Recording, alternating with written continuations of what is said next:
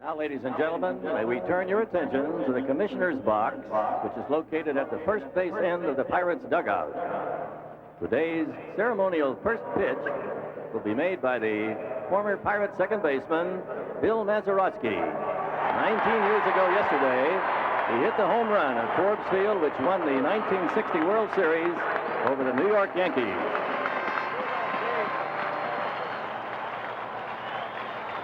And that's appropriate. Mazeroski with a home run to win it in 60, and the Pirates need a few miracles beginning today. Jim Rooker, today's Pirate pitcher. Howard talked to Jim earlier. Jim, what a spot they've got you in. It's the last stand, and you got to save. Well, that's true. Seems like there are a lot of Indians around and no help in sight, but there aren't too many people maybe that can be put in this position, but I welcome the challenge, and I'm real happy about it. It's just a matter of going out and doing my job and hoping things turn out right. You seem to be throwing better than you have in a long time if your performance in the first game is any yardstick. Is that true? I believe so. I've gone through a lot of injuries this year and been on the disabled list a couple of times, and I think I'm probably more, or at least at this point, a lot healthier now than I was during the course of the season. So I think that with the fact that I haven't had to pitch that much this year probably has allowed me to be a little bit stronger at this time of the year as opposed to somebody that's maybe pitched a lot of games, a lot of innings, and maybe not be quite as strong. What's your best pitch, Jim? Well, I'm basically a controlled pitcher. I'm not going to overpower anybody and strike out a lot of hitters, so I've got to just get all of my pitches over the plate, stay around the plate, and basically really stay on top of the hitters. I can't afford to get behind on these Oriole hitters like the rest of our staff really has been doing as of late. Jim Rooker, who worked in relief in Game 1 in Baltimore. The start in Game 5, the Pirates out on the field. Defensively today, it's Bill Robinson getting the start in left field, again because of the left-hander going for Baltimore, Flanagan. Omar Marino is in center. He hasn't stolen a base in the series. Neither have the Pirates. And Dave Parker over in right. Parker 7 for 17. At third base, Bill Madlock made a key error yesterday and also turned in a fine play at third. An off-and-on series thus far for Madlock, with Tim Foley at shortstop with 3 hits in game number 4. Talk about off-and-on series. There's a key example. Phil Garner at second base. Problems defensively, but Garner with 7 hits and 14 trips to the plate. And, of course, at first, the captain of the Bucks. Number 8 is number 1 in Pittsburgh, Willie Stargell. Back of the plate, Steve Nicosia, again in the platoon arrangement with Ott cashing against the right-handers, and Nicosia in the lineup against the lefties, and 37-year-old Jim Rooker on the mound. Rooker is 37. He has an 18-year-old son, David, who is a freshman at the University of Arizona and figures to be the Wildcats' starting third baseman. Rooker, a surprising starter. Everybody figuring that Chuck Tanner would opt for Bruce Keeson, who was the starter in game number 1. The Orioles going with basically the same lineup they went with the other night against the lefty Candelaria. The only change would be in the middle where they have flip-flopped DeCinces and Renicky. But the same cast of characters that provided the impetus initially in the 8-4 win in game number 3. And here was the man who was the big hero in game number 3 with 4 runs batted in. Had 2 more RBIs yesterday. Kiko Garcia, Ayala, and Singleton to start it off in game number 5. Garcia celebrating his 26th birthday today. It's a family affair. His dad, Alphonse, is 54. His Uncle Louis is 52 today. Here we go. Game 5. 0-1 the count. The umpires, an American League umpire at the plate today. Jim McKean, Paul Runge of the National League at first, Jerry Neudecker, American second, Bob Engel, National at third, Russ Getz, American left field line, Terry Tate, National, down the line and right. 0-2 the count. Well, you had to be impressed with Jim Rooker on the opening night of the series. When he came on, he worked 3 2/3 innings, allowed just 2 hits, and he threw well. He was well in command. He had a good curveball, and he had a good fastball. He can be a little sneaky fast. Jim, he's got a nice, easy motion. That fastball can get on you a little bit.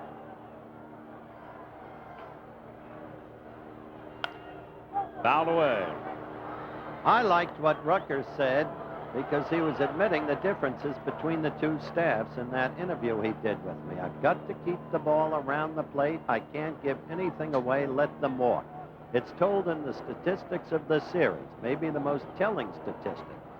I'll continue right after Rucker makes this pitch. All right, I'll continue now. 19 birds have walked. Only 8 bucks have walked, Don.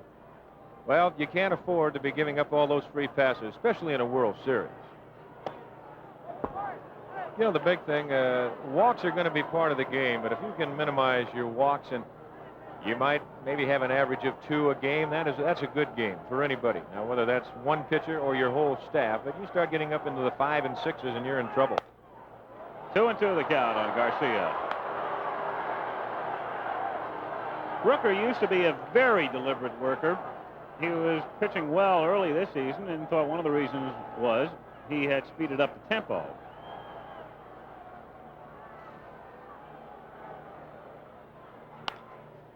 Hit in the air, down the right field line, and curling and going foul. Back out of play. So the count stays 2-2 on Garcia. There's a guy out there that just picked up that ball, Dave Parker. He is playing, and he is not 100%. He has got the bad knee. He went into the fence yesterday to grab a fly ball. He's got a bad shoulder, but I'll tell you, he's still going strong. He's still a threat. The Bucks, though, as I said before, they have not put it all together in this series, and even to a man, they have come out and said that. This is not our ball club. People have not seen our ball club yet. Fouled back, 2-2. Well, you made an effective point in your opening when you talked about the Bucks' failure with men on bases. Look, thus far in this series, the Bucks are hitting for a .329 average. The Birds for only .266. However, with men on bases in scoring position, thank you very much, the Birds are hitting .289. The Bucks only .243. Another telling statistic. Broken bat, Looper, and Rooker makes the catch, a basket catch. Last time we saw that was 54 with Mays off Wirtz. Over the shoulder. Now, there's a play. If Rooker doesn't make that play, I don't believe they get Garcia. But I said before, Jim started off in his professional career, as we look at it again, and good instincts right here. He was a former outfielder in the Tiger organization, and he makes the play, and he makes it look easy, but a very good heads-up play by Rooker. Here's Benny Ayala making his second start in the series. 2 for 2 against Candelaria the other night, a single, and then a home run.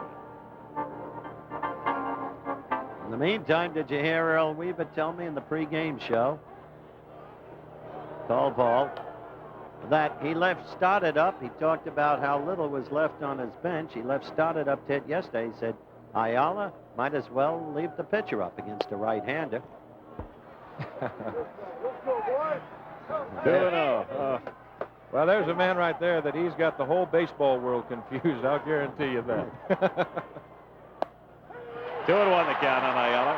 I have never seen more baseball people shaking their head and trying to figure out Earl Weaver than I did yesterday after the game when we went over to the ABC hospitality place. Bouncer to short. Tim Foley. 2 down.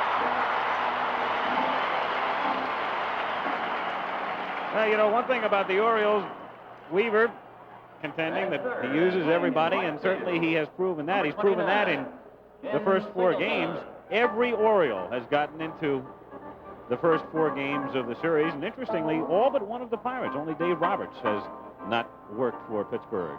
Well, both of these managers, why, they're firm believers. They will platoon, both of them, as we see this afternoon, and they go to their bench a lot. They take advantage of all 25 men. Ken Singleton looks at a strike.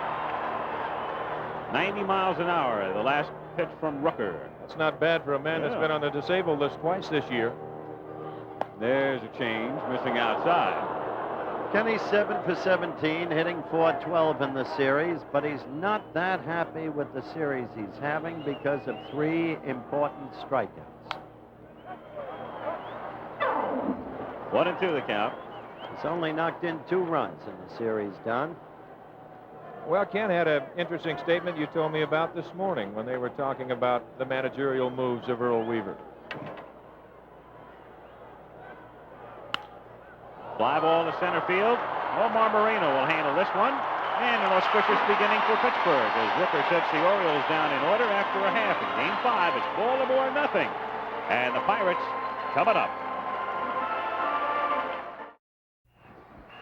Mike Flanagan, the winner in game number 1. 23-game winner during the regular season, on the mound for the Orioles today. And he chatted with Howard before the game. Earl, second time around for Mike Flanagan. Tell us what makes him tick, your evaluation of him, what he throws. Well, he has outstanding stuff, Howard. He's got a good fastball. He has a tremendous slider. He tries to throw low and in.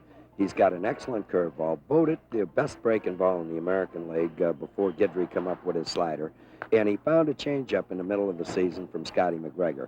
Along with this outstanding stuff, he has an intelligent mind, and as far as pitching to hitters, and a perfect temperament. Nothing seems to bother him. So you've got a pitcher that's going to be great. Weaver's comments about Howard did chat with Flanagan too before the game. Those are the comments of Weaver. As we go to the bottom of the first inning with no score, a look at the Pirate lineup. And Omar Marino to stand in. Marino and Parker, the left-handers in the lineup, against the lefty Flanagan. First pitch, a strike. Don, you started to make the point about Singleton and Weaver in the top of the first. Howard was commenting on that. Kenny said, in response to all the talk about Earl and his magic, beauty. Took something off that, as you saw. Kenny said, sure, Earl makes the moves, but we're the guys who execute. We're the ones who deserve the credit. Well, that's exactly what Weaver said in the pregame show interview, Al. 1-2 the count. Yeah, but you know, Earl might be a little self-effacing, I think. He deserves a lot of... Look at the defense for the Orioles with Bunbury out of the lineup, so Renicky gets the start in center field, Ayala in left, Singleton in right. Dower getting the start today at second base. As Marino goes down swinging. One away. Now 4 runs were chalked up as you look at this again. Don? Here's just a good, hard breaking pitch right here. Moreno just outmatched with this pitch. Good location. Weaver stayed with Flanagan, for which Weaver, an example of what you were talking about. Weaver and Weaver alone deserves the credit in the first game of the series. But he pointed out, and rightly so, Flanagan only gave up 2 earned runs. A strike.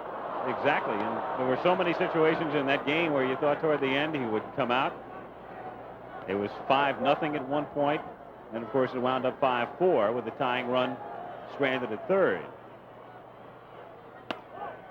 1-1. Well, you look at Earl during the series, Howard. He's a hero in game 1, goat in game 2 in a sense. Yeah, when he didn't bunt Lowenstein. Right. And he's been the hero ever since. You bet. 1-1 pitch. A strike in the count, 1-2. Flanagan with the 91-mile-an-hour fastball.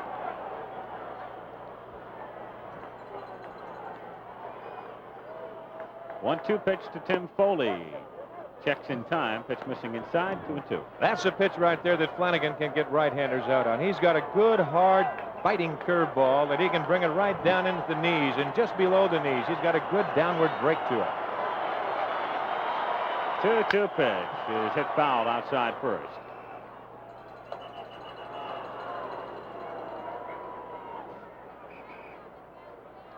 You do an interview with Earl, you've got to piece apart every word because he knows what he's saying in the context and perspective of the whole league. Hit to center field. Renicky coming on and makes the catch. He hesitated at first. Well, left field is his normal position and best. But recently, he's been playing in center, and he is, on balance, a good defensive outfielder. Notice when Earl was talking about Flanagan, to amplify what I was talking about, Don, he said Mike had voted the best curveball in the league until Guidry came up with that slider. So you know he's always thinking about the whole league. Well, he's got it pretty well in perspective.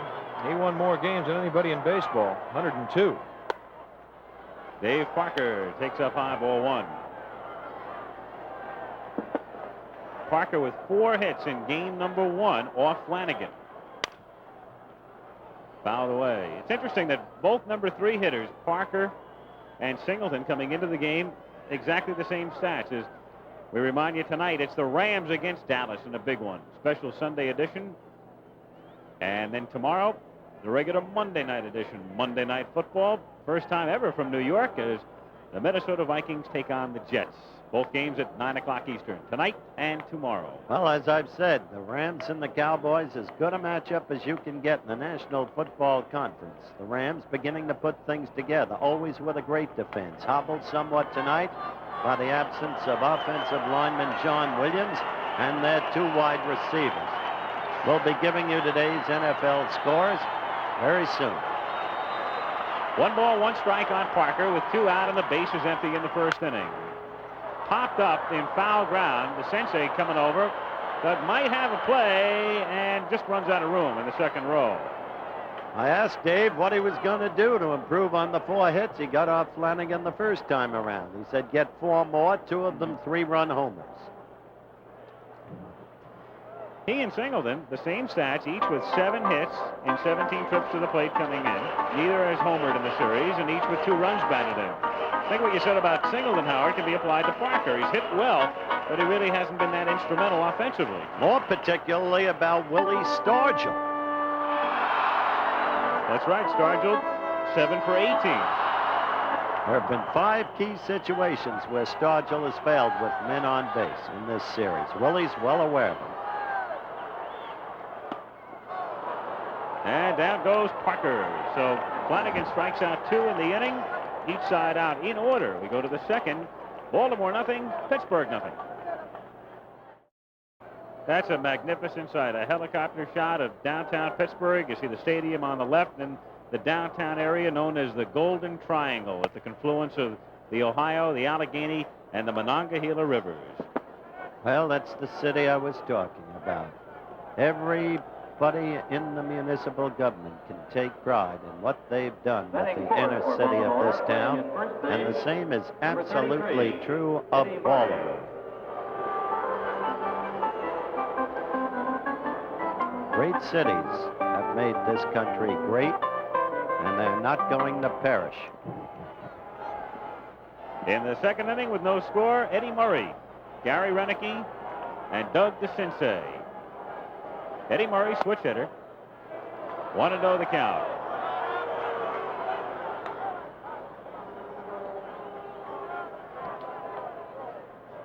Murray got off to a hot start in the series, but they have cooled him off. 4 for 14.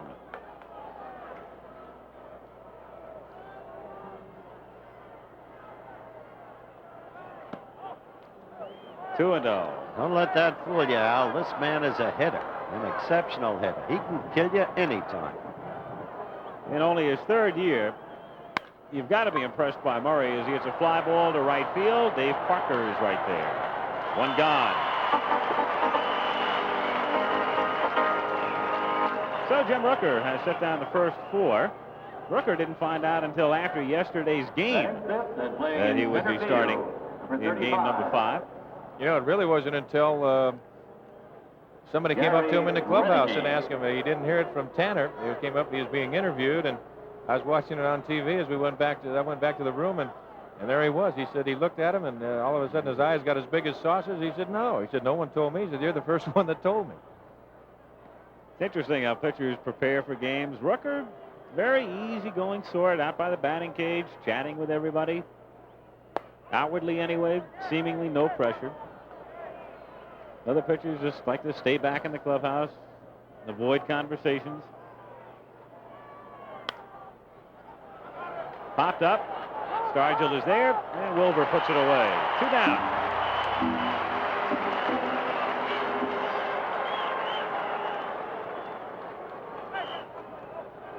Doug DeCinces coming up.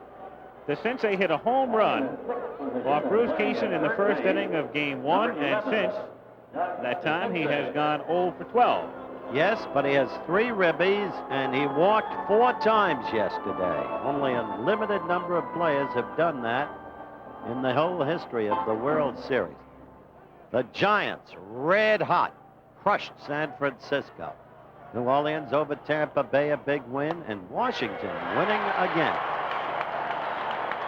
Miami beat Buffalo. Big game. Look at Cincinnati's upset of the mighty Pittsburgh Steelers, and St. Louis upset the Philadelphia Eagles. Pete Rozelle wanted parity in the National Football League. He's got it.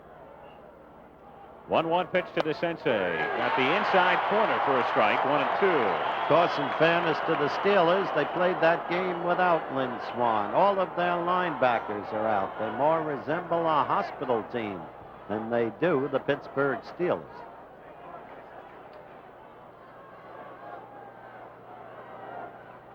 The 1-2 pitch. Got him swinging. So Jim Rooker, the surprise starter in game number 5, has set down the first 6. And in the middle of the second inning, in game 5, Orioles nothing, Pirates nothing. Bill Robinson will lead off with the Bucks in the bottom of the second. Willie Stargell is out on deck. And before the game, Howard talked to Stargell about the atmosphere surrounding the Pirates. Willie, honestly, what's the mood of this ball club? Is there any quit in it now?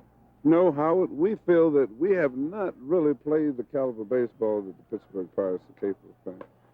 We're anxious to prove, not necessarily to ourselves, because we know of our capabilities. I think, if anything, maybe the guys are in a situation where this is the first World Series, and they want to do things to show them basically what we've been doing all year. Robinson leads off by grounding one to DeCinces, and Murray is able to scoop it out. 1 away. Willie Stargell coming up. You know, in light of what Stargell said, I'm just wondering if you don't think, Don and Howard, that maybe some of the Pirates might have underestimated Baltimore coming in. Well, I think there's a strong possibility of that. As you look at Robinson hit the ball again to DeCinces, dug a clean throw, but then just throws it a little low, and Eddie Murray right there. I don't agree with either of you. How can you underrate the winningest team in baseball with the best pitching staff in baseball? I think that they thought their power, I thought they thought man for man offensively that they were better than Baltimore. Stargell hits a fly ball to center field, and Renicky in his tracks. I still don't agree with you. As Kenny Singleton pointed out, the Birds had more than 180 home runs. We're talking about Pittsburgh's thoughts. I think that Pittsburgh thought that they really had a better, and why not? You should think you have a better club. If you think you don't have a better club, well, you shouldn't even be here. That I agree with, but I just don't believe they underrated the Birds. Well, I think they had to fight too hard to beat off Montreal, a young team. Oh, that's very true. But they had good pitching like Baltimore. I think they realized they did have good pitching. Grounded to DeCinces, takes a wicked hop, but he recovers. His throw, though, won't be in time as Bill Madlock is aboard safely at first base. I don't know what they're going to call this.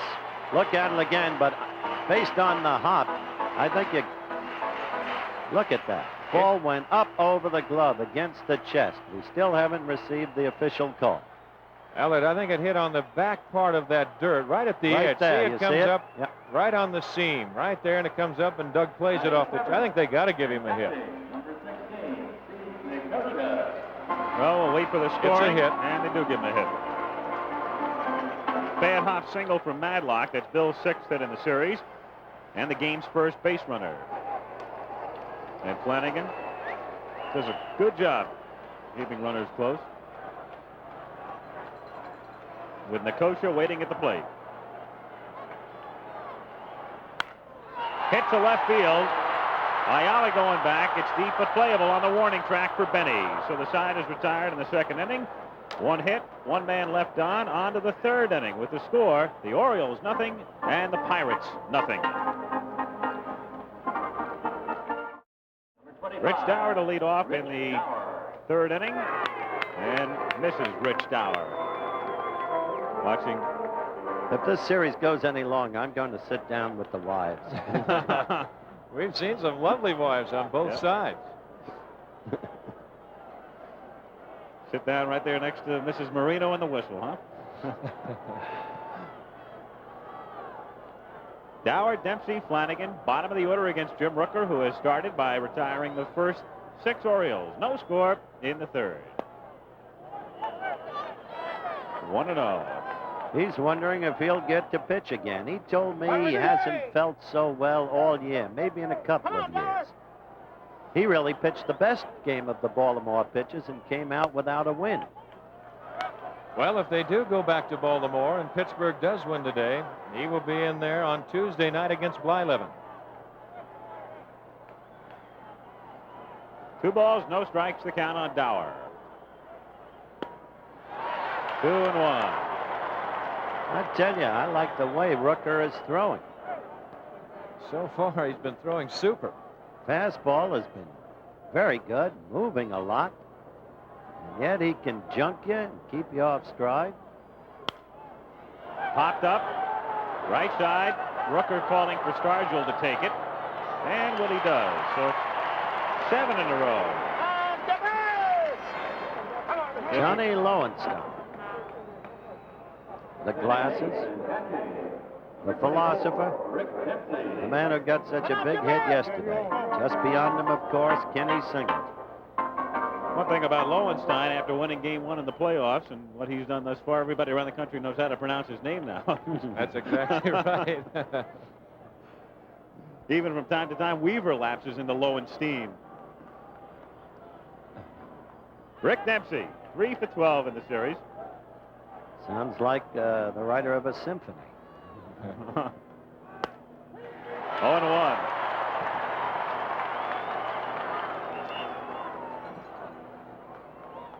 Rooker has really a nice, smooth, easy delivery.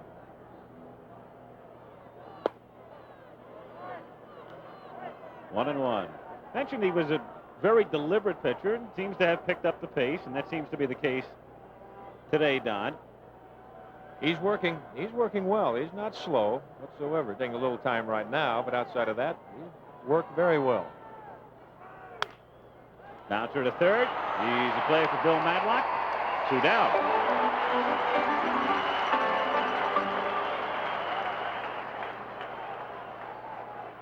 And just take a look and try and digest a little bit, if you will, this easy motion by Rooker. Now the head comes back up to pick up the target, and everything's nice and smooth and easy.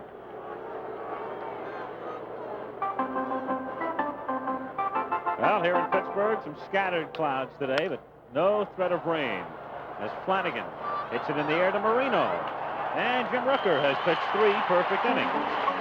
Orioles down again, 1, 2, 3 in the third. We go to the bottom of the third, still no score. Bottom of the third inning, Three River Stadium in Pittsburgh, Game 5 of the 1979 World Series. Al Michaels, Howard Cosell, Don Drysdale with you, and Game 6, if there is a Game 6, to be played on Tuesday night in Baltimore. 7th game if necessary on Wednesday night. No score. The only hit in the game belongs to the Pirates. Bill Madlock, a base hit in the second. As Garner leads off, Rooker and Marino will follow. Garner trying to bunt his way on, but Flanagan is right there. Low throw, but Murray able to make the grab for the out. 1 down. And even Matlock's hit was a tarnished one. The ball hitting the skin of the dirt, as Don pointed out on the replay, causing an errant bounce high against the sensei's chest. So this is a totally different kind of ball game. Usually, with 36 minutes of the game gone, we're still in the first half of the first inning. Haven't we? Oh, the first 4 games, 3 hours 18, 3:13. Then we had a quickie on Friday night, 2:51, but a 1 hour 7-minute rain delay. And yesterday's game was the longest 9-inning game in World Series history, 3:48. Jim Rooker fouls it back. Obviously, this guy can hit for a pitcher. Well, as mentioned before, he started off, he signed as an outfielder in the Tiger organization, so don't just count him out. 1 ball and 1 strike. Again, a reminder tonight, special Sunday edition of Monday Night Football, Los Angeles against Dallas. The Cowboys now getting ready to roll. They usually start slowly. They didn't this year, although they were upset by Cleveland on a Monday night. They're putting it all together. Their team is getting healthy, and they've acquired John Dutton. Rooker pops it foul. That one will drift back out of play, and the count is 2-2. Omar Marino on deck.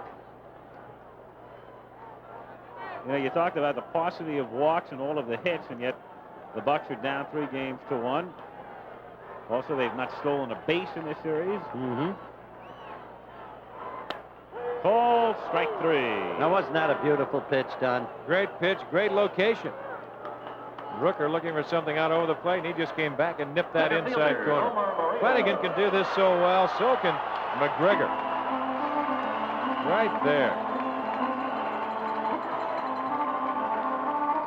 Here's a guy that's really been neutralized in this series. That's right. We talked about all the men Parker and Stargell have left on base, and it's been the same thing with Marino. Did you hear a whistle? I heard a whistle. 1-0. I love to whistle. 1-1 the count. Yeah, we've had some characters. This is Marino with a whistle. Chet Forty is still looking for the guy with a cigar today. The classic shot yesterday. Oh.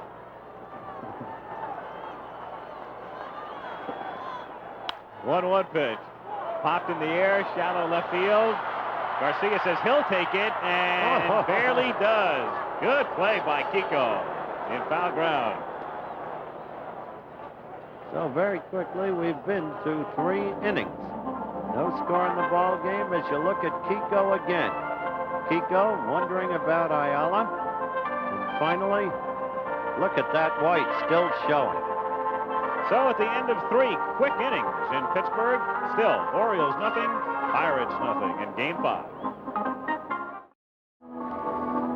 Looking down into Three River Stadium in Pittsburgh, Pennsylvania. Beautiful ballpark that opened in the middle of the 1970 season.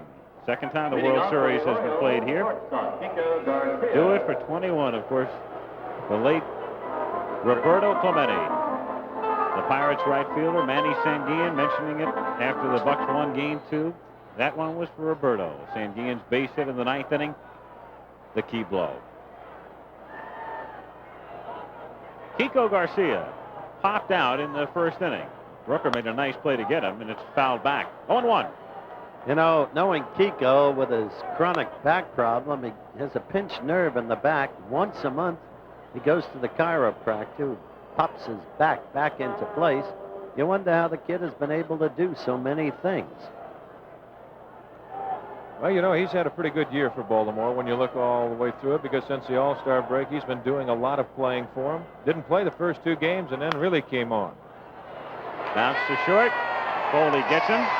And 10 in a row. Set down by Jim Rooker. So far, and it's oh so young, a perfect game for Jim Rooker. Still throwing easy.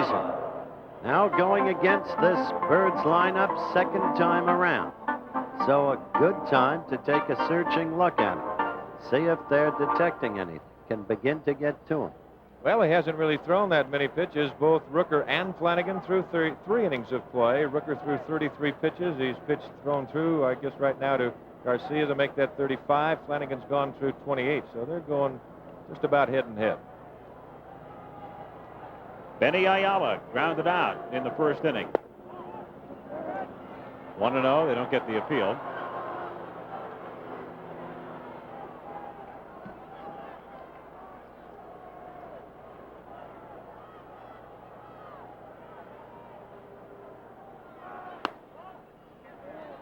Two and on the count.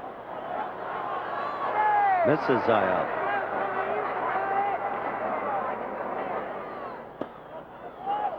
Three and on the count. So Rooker behind for the first time. One thing he says he must avoid doing. 3-1.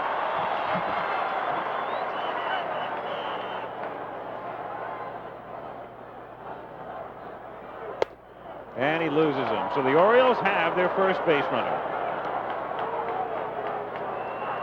And Rooker will be working out of the stretch for the first time as Ken Singleton comes up. Flied out in the 1st inning.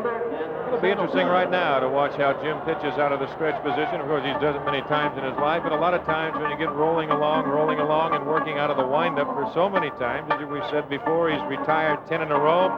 Now he walks Ayala. Sometimes it maybe will take just a pitch or two to get himself in the groove pitching out of the stretch. And we'll have to wait and see about that. Well, we have just lost any possibility of a repeat of Don Larson in '56. Pop foul, back out of play. There's Kenny's wife. You've seen it twice before as Chet Forty covers his human coverage of this World Series. It's dimensional coverage, I might add.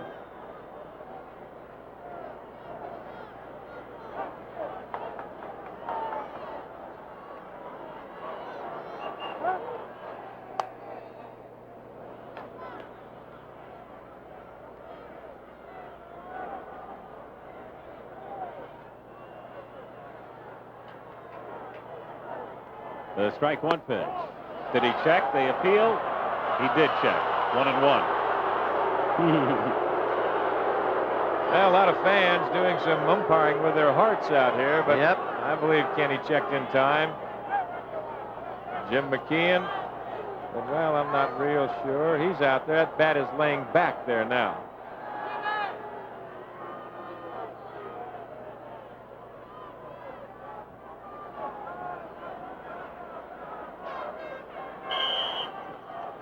A lot of times when things go along like this, both of these managers, they'll just start something, make something happen.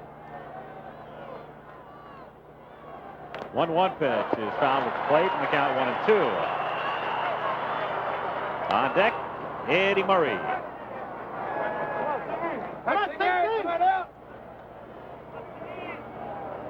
One ball, two strikes. Now Rooker, who was in great rhythm, as you look at the schedule, if necessary, game 6 Tuesday from Baltimore, 8 o'clock. If necessary, game 7 Wednesday from Baltimore at 8 o'clock.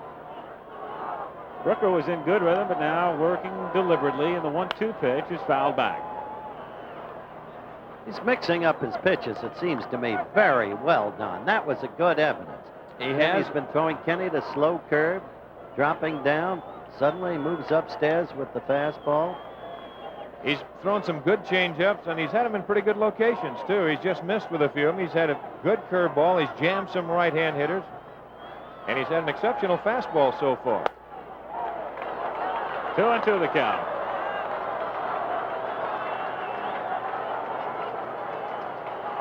But he's got Singleton and Murray, the two hitters against whom you dare not make a mistake.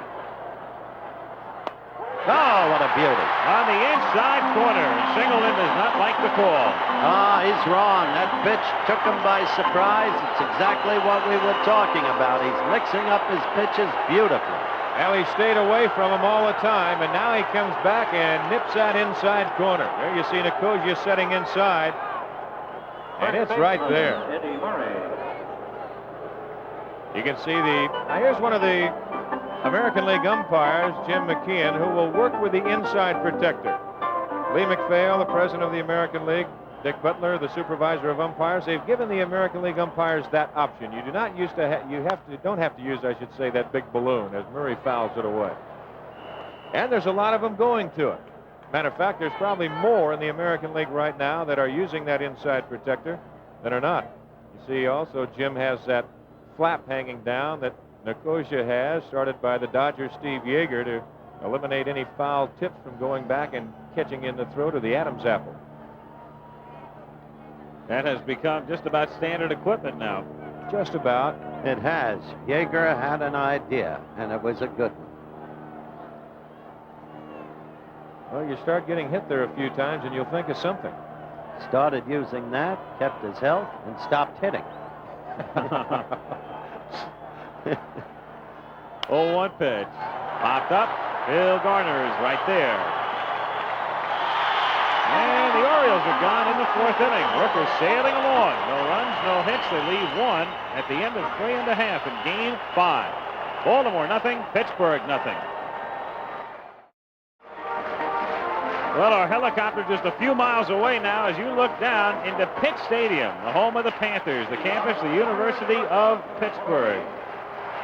Where yesterday the Panthers beat Cincinnati 35-0. That's right, yesterday morning. The Cathedral of Learning.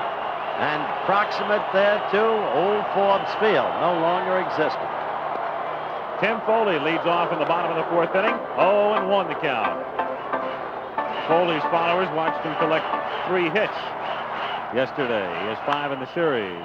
Bouncer foul, and the count is 0-2. Now the outfield playing extremely shallow for Foley as Ayala will run that ball down. The center fielder Renicky, the right fielder Singleton, and Ayala will move back into a shallow position. Timmy, of course, up on that bat handle. I tell you, we're watching Flanagan now, but how impressive Rooker has been. The sensei on a hop. 1 out. Dave Parker coming up, struck out in the 1st inning. Now 7 for 18 in the series. He talked with Howard before the game. Dave, it's the 2nd time around for you against Flanagan. Last time you killed him. 4 hits. What more can you do? Well, hopefully I can get 4 more today and possibly hit 2 3-run homers and put us out in front and get this game under our belt and go to Baltimore and clinch the World Series there. Sounds like his manager. The optimistic Chuck Tanner as Parker fouls it away. 0-1. Well, the big thing, the Pirates right now, they're getting an excellent job so far from Jim Rooker. They've got to just kick themselves a little bit. And of course, that was the prediction by Fidel Castro. He said that he liked the Bucks. After the topsy-turvy games we've had in this World Series, it's nice to see pitchers assume finally total command, as they have done at least until this point today. The 0-2 delivery is up and away. That can bust at any time with either of these teams, as you have learned from the prior games. Well, one thing about Pittsburgh, they know that if they know what they have to do, or they don't have to worry about coming back tomorrow. Struck him out. Parker down on strikes for the 2nd time. That's 4 strikeouts for Mike Flanagan. He's throwing low, Mike is, to Parker today.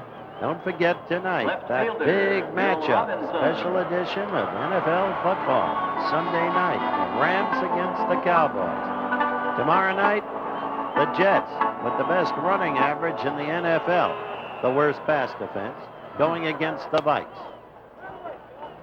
1-0 the count on Bill Robinson, hitting with 2 out and the bases empty in the bottom of the 4th inning. No score. 2-0.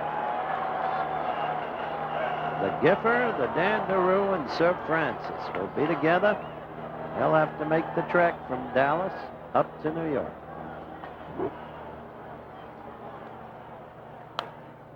Straight back, 2-1. I wish you folks could see Drysdale when a foul comes in this direction. Come on, get back in your seat. 2-1 pitch.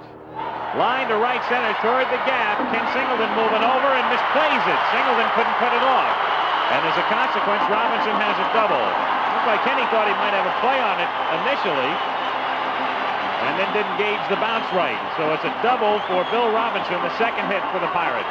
Al Flanagan gets a pitch up over the plate, and I think Kenny Singleton, the ball coming off of the bat into the opposite field, that ball's going to be slicing back. Kenny thought that he had a chance at it, but the ball just landed out in front of him.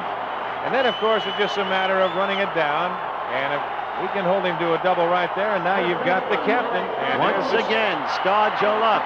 Key time at bat. Runner in scoring position. Stargell flied out his first trip.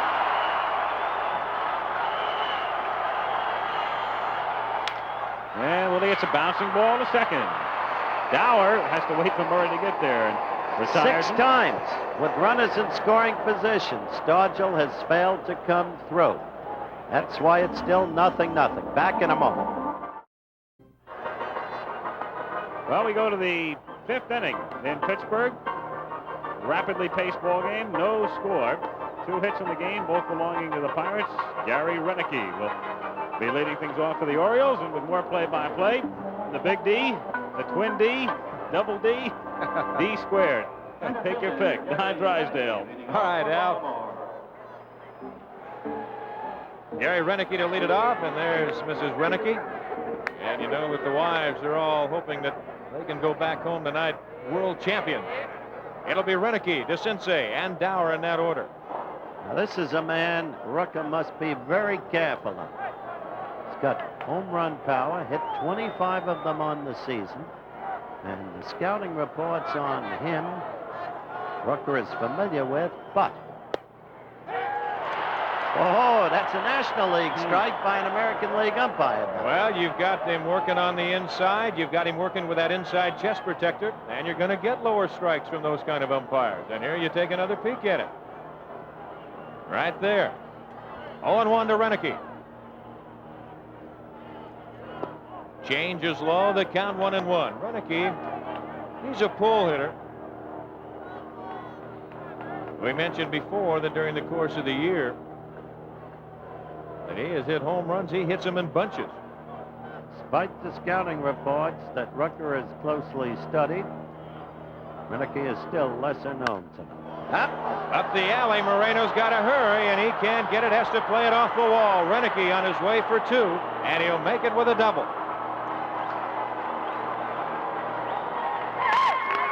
Now that is the first hit as you look at Mrs. Renicky. You know, she's happy. Gary standing at second base. Now that is the first Baltimore hit of the afternoon. A leadoff single. Jack got a leadoff double by Renicky standing at second base. And now you've got DeCinces. And here's where execution comes in. DeCinces should be trying to move that ball to the right side. Now I'm convinced after Howard just said what he did that this is tape delay. Howard talking about Renicky will get the hit. And he sure did that. He got the double up the alley, standing at second base. DeCinces stands in. He struck out his first time at bat. 1 ball and no strikes. Again, the scores. Miami rebounding after 2 losses, 17-7 over tough Buffalo. The Bengals with their first victory, crushing injury-riddled Pittsburgh. Then, of course, what a beauty that pitch was. New England giving it to the Chicago Bears. Philadelphia giving it to the Cardinals, coming from behind to do it. I tell you, those Eagles are amazing. A ball and a strike to DeCinces. With Renicky at second, nobody out. Line drive. Garner can't get it. Base hit right field. Parker will come to the plate. It'll be cut off by Stargell, and Baltimore has runners at first and third with nobody out. Garner went as high as he could go. Bill tried to time his jump perfectly on a little looper. It looked like at that point he might have a chance, but that's as high as he can possibly go. Just barely deflects it, and of course the runner at second, Renicky had to hold and then be held at third. Well, runners at the corners with Renicky at third and DeCinces at first. The first scoring threat for Baltimore. Nobody out. And all of a sudden, they might get some action down in the bullpen. You see Nicosia pointing out the infield and up the middle with Garner and Foley. They set for 2. Madlock a few steps behind the bag at third with Stargell holding DeCinces at first. The outfield all straight away. Dower popped to the first baseman Stargell his first time at bat. 0 for 1. 1 ball and no strikes to count. There's the sly old fox. Patiently waiting. Wry little twinkle in the eye. Sometimes looks like a leprechaun. Runner goes, and it's fouled away. Now Weaver playing hit and run with Dower and DeCinces.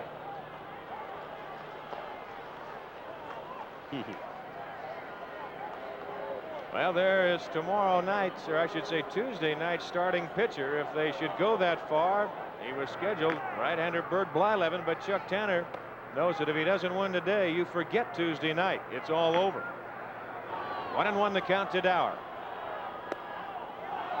2-1.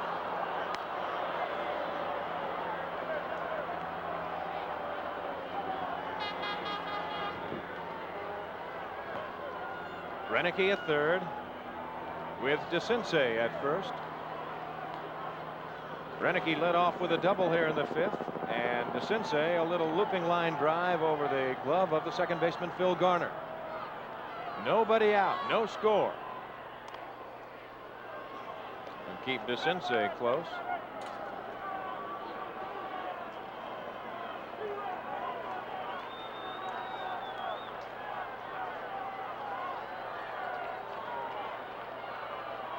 Runner goes again. Garner underhands to Foley. Back to Stargell. Double play. Renicky scores. Baltimore leads it 1-0.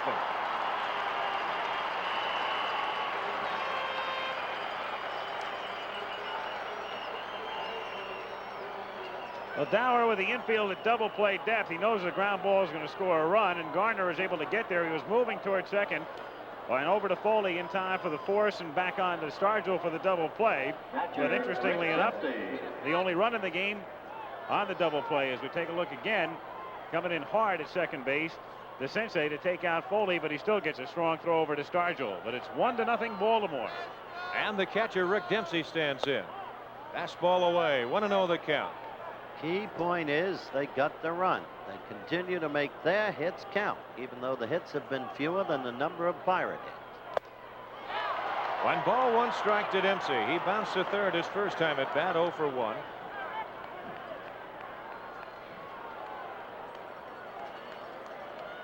Chuck Tanner, you've got to feel for Chuck. 2 balls and a strike.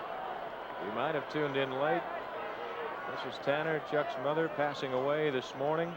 His ball club down 3 games to 1. There's the breaking pitch for the strike, and the count 2-2. You could see the distraction all over the clubhouse and the dugout. There's Kent, who worked again last night and gave up those hits to Lowenstein and Crowley. A full count to Dempsey. 3 balls, 2 strikes, 2 outs, a run in for Baltimore. They lead it 1-0. We're in the top half of the 5th inning.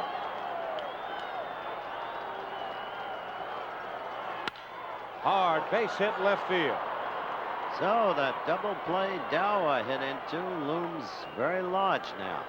Even so, Dempsey getting on is a boon for the Birds because they get Flanagan out of the way and can begin the next inning with Garcia. Now here is Mike Flanagan, and that's exactly right. You love to have that pitcher come up and lead off the inning if you possibly can. There's Mrs. Flanagan. That's the young lady you met in the up close and personal in the pregame show. Breaking pitch is low to Flanagan. He flied to center his first time at bat. Mike is 0 for 1. He was 0 for 4 opening night, but we said he swings the bat pretty good. 2-0 the count. In the inning, the leadoff double by Renicky. The little looping line drive, base hit to right by DeCinces, put runners at first and third. Dower hit into the, there's Blyleven in the bullpen. Dower hit into the double play with a run scoring, and that's where we stand. 2 balls and a strike. Bert Blyleven scheduled to start on Tuesday night, if there is a Tuesday night, but he's going now. 2-2 the count. Say one thing for Mike, he means business up there. He fancies himself a hitter. He turns it loose. Now we saw Scott McGregor too. He pretty good looking hitting pitcher.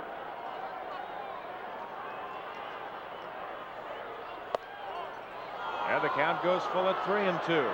And the full count, runner at first. Dempsey will be going with the pitch. Stargell will move in and play in behind.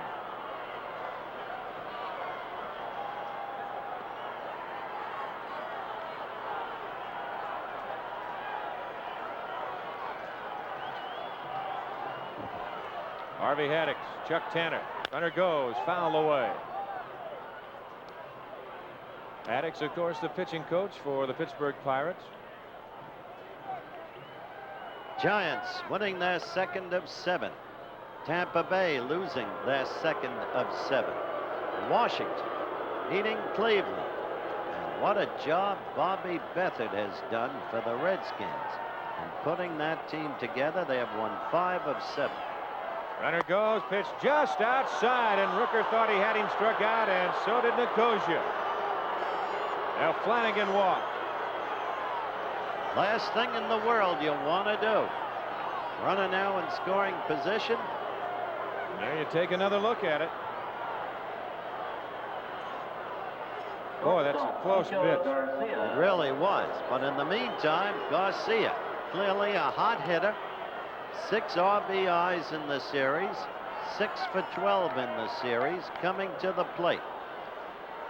Rooker, his first inning of trouble. He had not allowed a hit until this, the 5th inning. Kiko 0 for 2 this afternoon. 1-0 the count.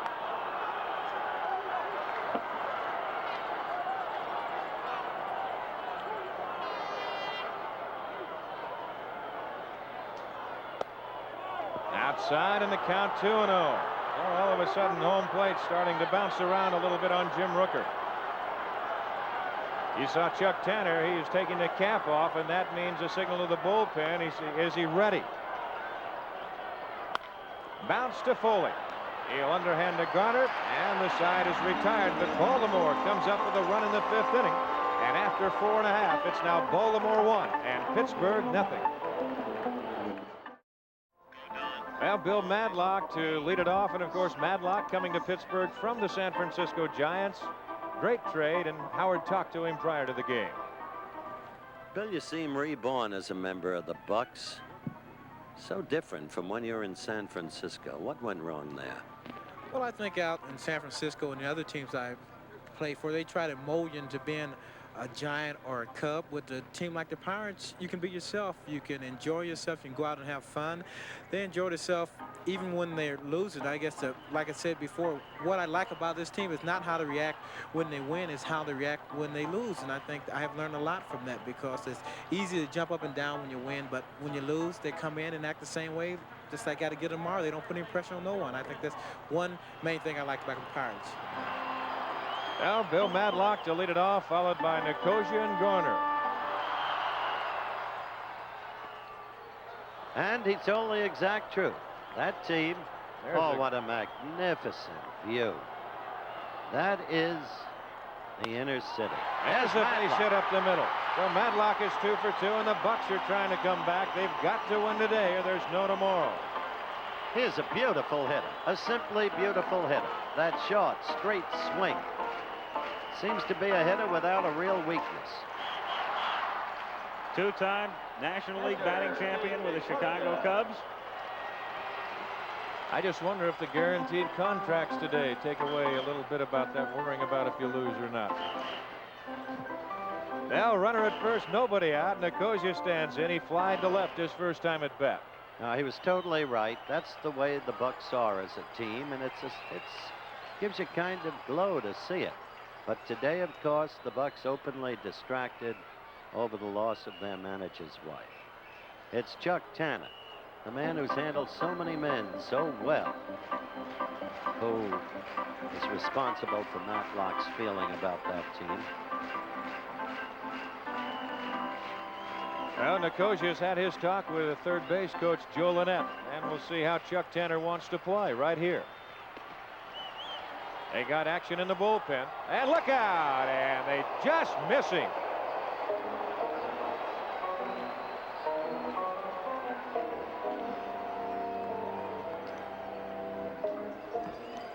Flanagan with that hesitation, and Madlock almost got caught leaning the other way. Back on a very close play. Really close. I think inadvertently I said Chuck's wife was his mother, of course. It hangs heavy in that dugout. Now Flanagan with a good move. He's worked on that. A few years ago, he did not have a good move at all to first base. As a matter of fact, he classified it as just outright poor. But he's got a good one now. He'll come up and he'll hesitate, and that makes it a little tough on runners over there if you want to try and get that good jump. If you want to try and cheat a little bit, why, he'll catch you. He can come up and hesitate and hold.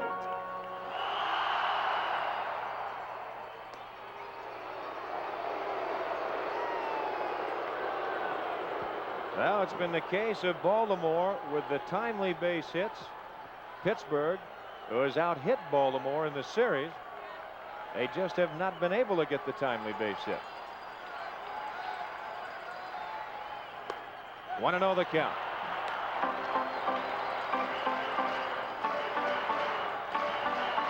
Baltimore on top, 1-0. We're in the bottom half of the 5th inning.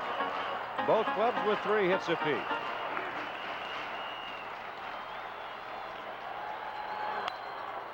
Loop foul out of play. The count 1-1. You got one of the key points when you keep emphasizing the Bucks' failure to hit in the clutch. They're hitting over 300, 329 for the series coming into this game. Only twice in World Series history has a team batted 300 and still lost the series. The Brooklyn Dodgers in 53 to the Yankees, and the Yankees hit 338 but lost to these very Bucks in 1960. Well, they move him back again.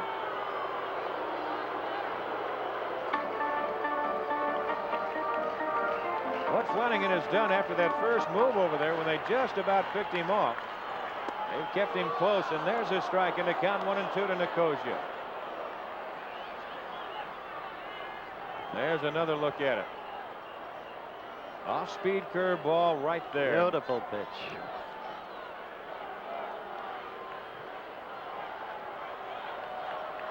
This young man is really quite a pitcher. Good fastball. He'll throw that slow curve in the hard-breaking pitch, and there he holds and goes to first again. Now Nicosia, who hit 288 on the year with limited duty, is a hitter who'll fool you. He's shown us that he is a real good low ball hitter with good power. There's the hard-breaking pitch. He tried to nip that inside corner and miss in the count 2-2.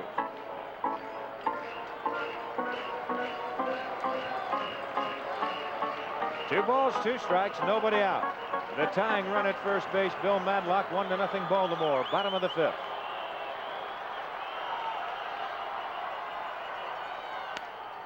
Fouls it away. The count remains 2-2.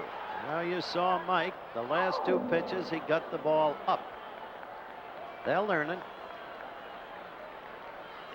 Don't forget tonight on ABC, Out of the Blue, a new kind of family. Extraordinary. Robin Williams, Mork and Mindy, The Associates, starting at 7 Eastern, 6 Central.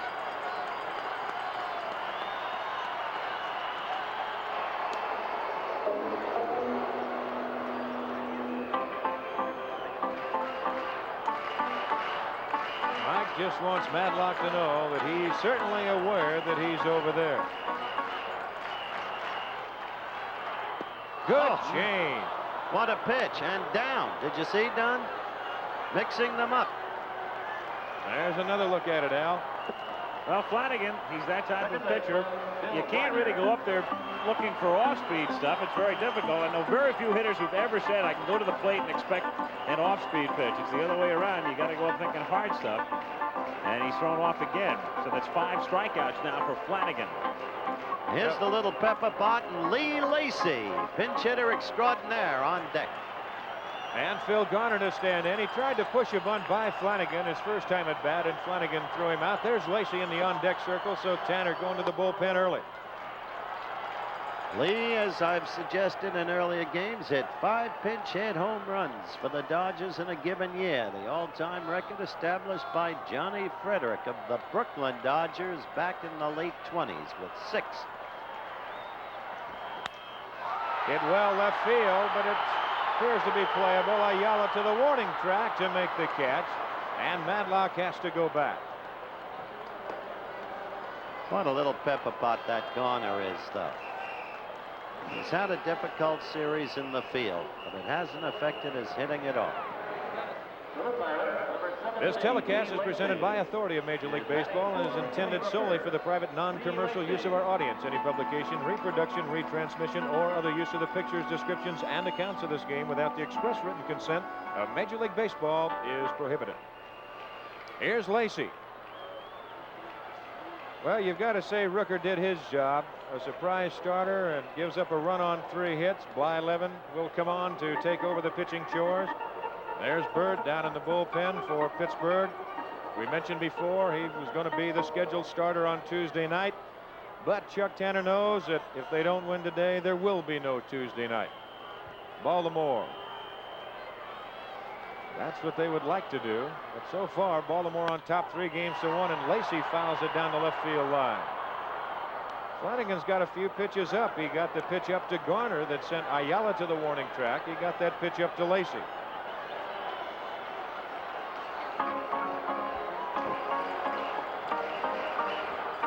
That's Madlock at first with Murray holding.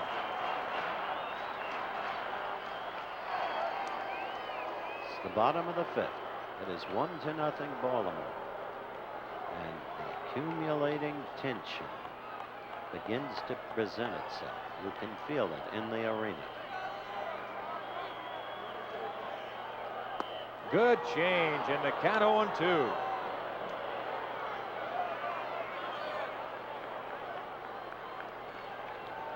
With Rucker out, as you look at the number of pitches he threw inning by inning, he never threw more than 16 in any inning, except the 5th when he threw 26. That's when he gave up the run. Hit to the hole. DeCinces, his throw is no throw. The turf made that a hit. Nothing but the turf. However, he may have been mistaken in cutting it off. He poached, as they say in tennis. Absolutely, as it goes to the hole, Garcia, if he comes up with a play, might have a force out at second base. And Kiko looks like he's ready. He's in position to pick it up and throw over to second, but all of a sudden, DeCinces is right there. And Doug just can't get his footing as he goes down, and now it's a base hit, but one must adjudge that DeCinces made a mental mistake. Well, it would have been an easy play for Garcia. As Al said, he was right there. All he's got to do is catch it, go the short way. It would have been a close play at second base. The ball was not hit that hard. Here's Omar Marino, and there's Mrs. Marino. Mrs. Marino. Curveball for the strike. Time and again, Omar has been up in tough situations. There she is with the whistle. Moreno 0 for 2 today, has struck out and popped to short.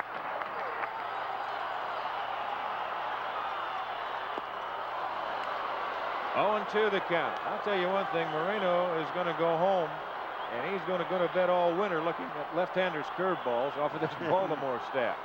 There's a stat right there. That tells the story. That's it. He and Willie Stargell are the ones who are the great Willie. Fairness of honest reporting, Willie too. Struck him out. The other side retired, and after 5, it's still 1-0 Baltimore, and we'll be back with more baseball after this word from our local station. So it'll be Al Bumbry. He will come on, and he will take over for Benny Ayala. And you can insert him in that second spot, and he undoubtedly will go into center field.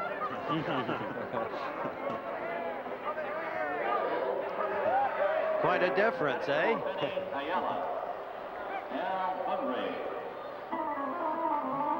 Well, it's my pleasure and privilege to tell all of you that Bob Uecker is here in the ballpark today, but not masked, wearing no fictitious, or presuming to be no fictitious figure. The great catcher of the past, probably the best 190 hitting catcher in the history of baseball. Now Blyleven comes on. Burt worked 6 innings in game 2, allowed 5 hits, 2 runs, both earned. He had no decision. Bumbry leading it off. Pop to shallow left center, and there is Robinson moving over. That is out number 1. Now we go to Ken Singleton. Singleton is flying to center, and he was caught looking. Kenny 0 for 2. Game moving along and running out of time. It is Baltimore 1, Pittsburgh 0, in a do-or-die game for the Pirates. That's why there is the tension hanging heavy in this ballpark now. They know there are only a matter of innings, and yet there is only 1 run to be obtained by the Pirates to be right back. 1 ball, no strikes. Birds themselves desperate for an insurance run, with reliance upon their ace, 23-game winner Mike Flanagan. 2 balls and no strikes. Well, once again, you see Pittsburgh out hitting Baltimore, but Pittsburgh just cannot come up with that key base hit. Baltimore can. It's a 2-hopper hit to Garner. And that is out number 2. Here's Eddie Murray. He is fly to right, and he popped to Garner at second base. 0 for 2. Eddie Murray had a big night against Bert Blyleven. A homer, a double, and a single. Lashed that homer into the middle deck at Memorial Stadium. Remember, Dunn? I do. He got a change. It was up over the plate. Bert just didn't take too much off of it. There's where we'll be, if necessary, on Tuesday night. Game 6 from Baltimore, 8 o'clock Eastern on Wednesday, the same time, if necessary, in Game 7. 1-0 the count.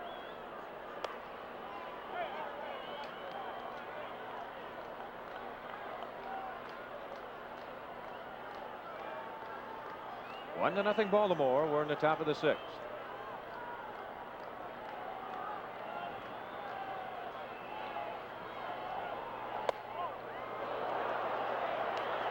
Two and 0 the count. Pitch was not that close. Eddie just spinning out of there and losing the cap and batting helmet. This is a strong fellow, this Eddie Murray. As Don said, the pitch was not that close. Eddie was hanging in there, waiting to see if it would tail off. Tailed off. 2-0.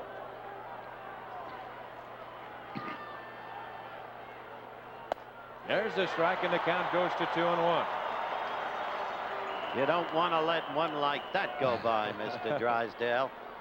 Pretty good pitch as you look at manager Earl Weaver. And I think Eddie Murray would like to say, let me have one more of those, please. Blyleven starting before Murray was ready, and Eddie calling time. 2 balls and a strike, 2 outs. We're in the top of the 6th. The Orioles lead it 1-0. 2-2 the count.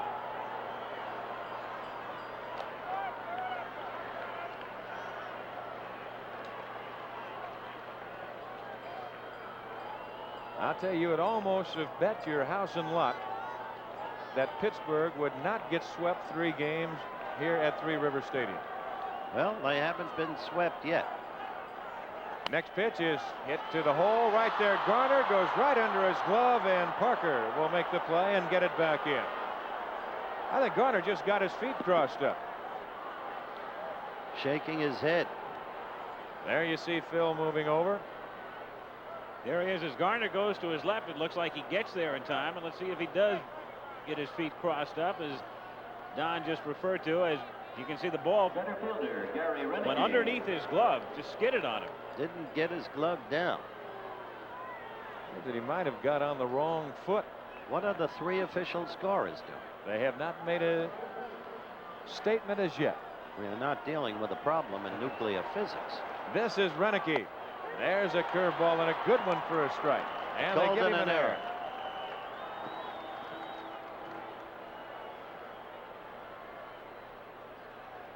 Renicky led off the 5th inning with a double off of the starter Jim Rooker. Moved to third on a base hit to right and scored on a double play. There's a good curveball. 0-2 the count.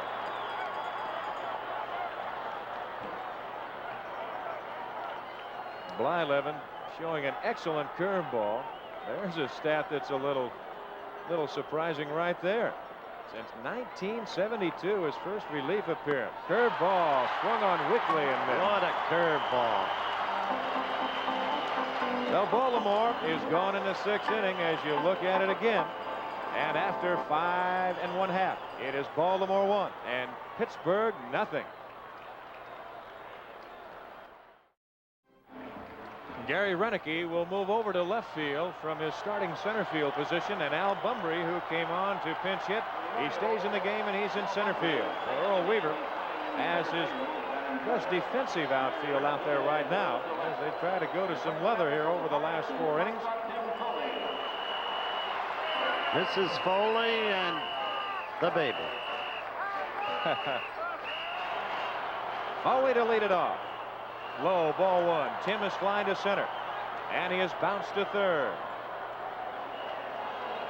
We flip for Foley.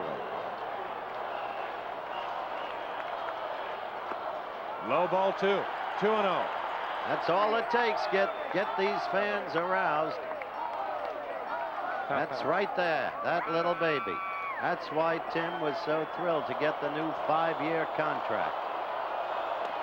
There's the strike, and the count goes to 2-1. It'll be Foley, Parker, and Robinson. It's something to begin the season with the Mets and to wind up playing for the World Championship.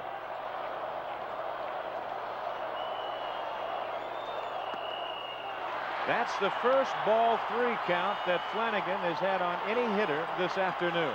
That shows you about what Mr. Flanagan is made of. There's a growing feeling in this ballpark now. The 3-1 pitch. He walks him. Flanagan not too happy with that call, nor was Dempsey. Well, they've got themselves an American League umpire there. They don't have a lot to complain about. But Dave Parker, Bill Robinson, and Willie Stargell. Sure did look like a strike, I must say. Here's Dave Parker, has struck out twice against Flanagan. Here's where the Bucks are hoping that they can get back to the form of Mr. Parker in Game 1 when he had 4 hits off of Flanagan. Baltimore on top 1-0. We're in the bottom of the 6th, and time running out on the Bucks. You got their lineup done. 4 innings to get 1 run? No. Plenty of time. There's plenty of time. There's a man right there that can also equalize anything that you might want to do in a hurry. Mike Flanagan. But he's human. Oh, yeah. Misses inside. There's the Baltimore bullpen. Stoddard on the left and Tippy Martinez over on the right, the left-hander. Stoddard, big game yesterday. And Baltimore's also big come from behind win. Base hit center field. See what I mean? Foley to second, and he'll hold right there as Bunbury gets on it in a hurry. You can get Parker only so often. And now a tough hitter. Bill Robinson with 24 homers on the season, who has already clipped Flanagan for that double to right center. Well, there's nobody out. Robinson stands in 1 for 2. You look at Parker again. And Parker, after striking out twice, delivering the blow here into center field. So Parker with 4 hits off Flanagan in Game 1. Mike had his number the first 2 times up today. And now Robinson coming up first and second. Now Robinson has bounced to third. He doubled in the 4th. He was left stranded at second base, and here you put yourself in a position. If you're Chuck Tanner, runners at first and second, you're down a run, you're in the 6th. Do you bunt with Robinson? Do you let him hit? We'll see how they want to go.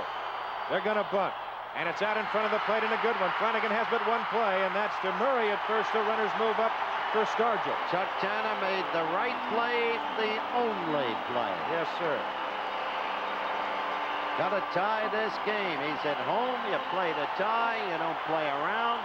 And once again, Willie Stargell in a key situation. Runners on second and third. And Earl Weaver to the mound, Howard. One Hawkins back to the late Frankie Frisch and his classic maxim. Oh, those bases on balls. Oh, you hang around this game and you work games every day of the week throughout the course of the year, and it's amazing how many base on balls come back to score. Absolutely staggering. Well, what do you think he told them, Al? I don't know, but whatever Weaver says whenever he goes out, he knows exactly what's on his mind. You'll see some managers go out there, say a few words, maybe counsel with a couple of other players, but Earl goes out every single time and says, look, this is the way it is. Everybody listens. Away he goes back to the dugout. Well, you got a great hitter up next in Bill Matlock. 2 for 2 today, 7 for 16 on the series. Got a left-hander pitcher. Here's Stargell. Misses a one. Do you pitch carefully to him? Give him nothing to hit. Put him on. Hope for the double play. Flanagan should walk him. Do you come in with a right-handed reliever? Hit hard. Well, the thing here, Stargell, if he just makes contact to any part of the infield, Pittsburgh is going to pick up a run outside of something hit hard to DeCinces at third. He's the He's the short man. Well, you saw Willie go for the golf ball, hitting the low pitch again. A ball and a strike to Stargell. 1 out, 2 on. 1-0 Baltimore. We're in the bottom half of the 6th. Misses low. 2-1. Willie can atone for a lot with a base hit here. All else will be forgotten. Bunbury deep in the alley right center. Kiko Garcia is deep and behind the line at his shortstop position. Dower towards the hole between first and second. Hit well. It will score the run. There's Bunbury. Runner's tag. Bunbury with the catch. Here comes Foley. Parker to third. It's a tie game at 1.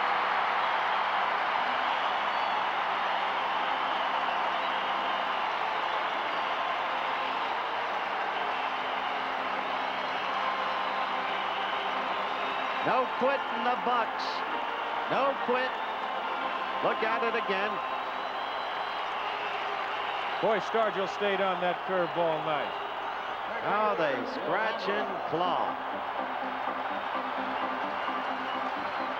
Bunbury has no play on Foley. He's going to Parker at third, but no play to get the big man there. So now the go-ahead run 90 feet away. Bill Madlock already 2 for 2. And the Buck fans come alive as they have tied it at 1. 1-0 the count. And this guy can kill you. And the base on balls has come back to tie the game. The only man that Flanagan went to a 3-ball count on, he eventually walked him. That was Tim Foley. To center field, that's a base hit. Here comes Parker. It's 2-1 Pittsburgh. Oh, again he comes through. He is now 8 out of 17 on the series, and with the Bucks to come on to win it, he'll be getting consideration despite some fielding lapses as the MVP. Oh, is he tough. Bill Madlock, he had already solved Flanagan twice today with a couple of hits. Picks up his 3rd of the day. Madlock, and we said it before, the depth of the Pirate lineup, how they can hit. Best illustrated by the fact the man's won a couple of batting titles, yet hit 6th in the order. This is Nicosia. Madlock at first, hit to the third baseman, DeCinces. The long throw, they gotta hurry, and they get him. Oh, what a great scoop by Eddie Murray, and for that matter, a good play by DeCinces. Today we're getting a beautifully played ball game. Look at it again, Al. Doug DeCinces making about as long a throw as you'll ever see a third baseman make, not only in foul territory, but well back of the bag, and a great scoop at first. So the Bucks score 2, and through 6, it's 2-1 Pittsburgh. Well, there you are, Howard. You know that town well. I'm going back. I'm going back. What a beautiful, glorious shot. Great. Now Look from Three Rivers Stadium. And that's where we are. That's where the action is. I'm Don Drysdale with Al Michaels, Howard Cosell. A do-it-or-die game for the Pittsburgh Pirates through 6. It's Pittsburgh, 2 runs, 6 hits in air. Baltimore, a run on 3 hits, no errors. And we go to the 7th, and once again, here's Al. I wonder what Jim Palmer is thinking.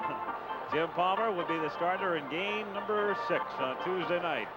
As Bert Blyleven with a 1-run lead now goes to work on Doug DeCinces to start the 7th inning. Foul to the plate, 0-1. You give Drysdale a couple of innings, he'll always get you runs. It never changes.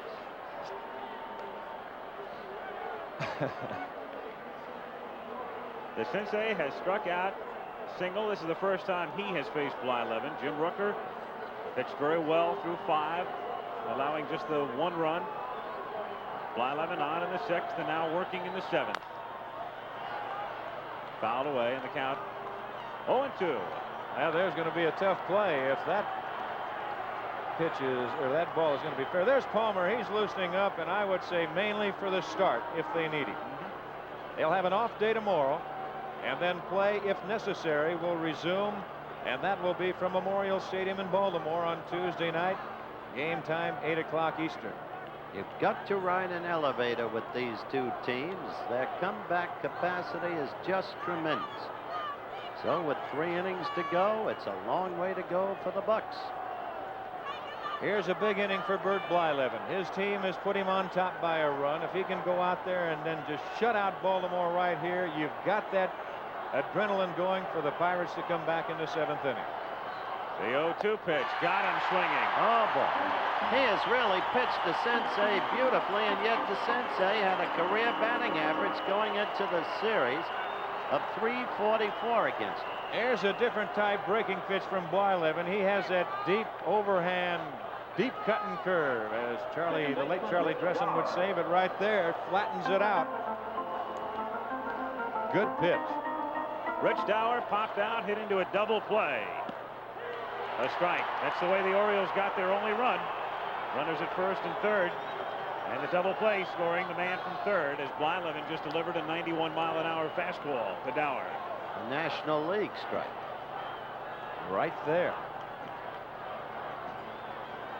Right there again. Yep. 0-2. Boy, has Blyleven pitched well in postseason play.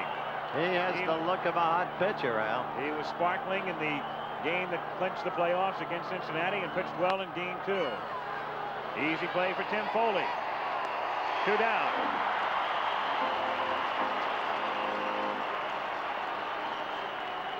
Give Chuck Tanner credit for bringing in Blyleven. A brilliant move. And you consider this man hasn't been used in relief since '72. But Howard, I'll tell you, in a game like this, you can't hold them back. You know when they open up again? Next spring. That's when your next start will be. Dempsey looks at a strike. 0-1. There's Chuck Tanner. Bob Skinner on his right. Harvey Haddock's the pitching coach on his left. Seeing Bradenton. The 0-1 is fouled back. 0-2. You think that Dutchman isn't pumped up? Whew.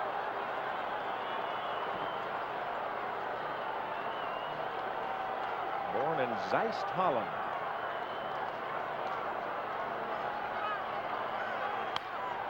Lined into center field for a base hit. Moreno goes deep to cut it off. Dempsey's going to try to take the extra base, and he's in there. I tell you, they never stop fighting. Not either one of these teams. It's been the pattern of this series.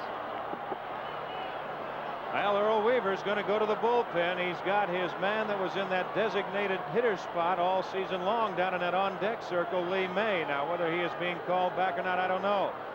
On that play by Moreno, that ball was kind of cutting and rolling away from him a little bit, but I'm surprised that he rounded it off that far instead of getting over to cut it off.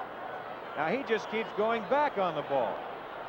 He's got better speed than that. The further he goes to the alley, why, the more Dempsey is just turning it into overdrive and going to second base.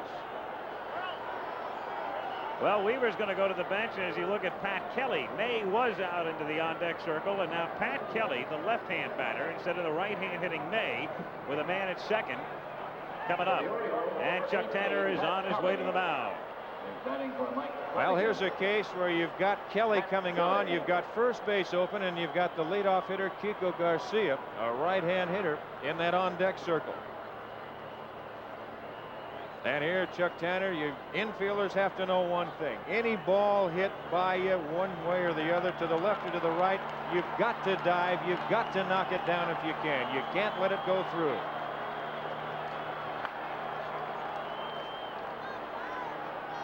You talk about hustle. Look at Rick Dempsey.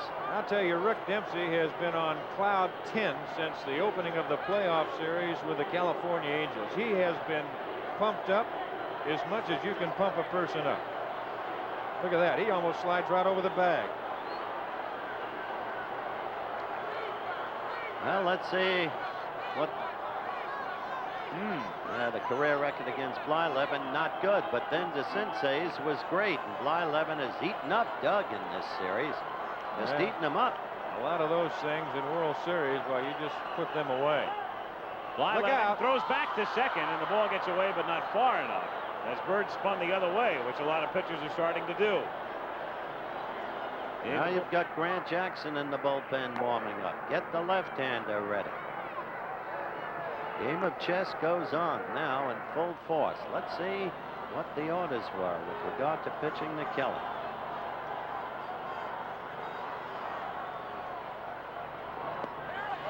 Ran it in on him. Check swing. They appeal. Don't get the call. Ball 1. 1-0. The third base umpire, Bob Engel.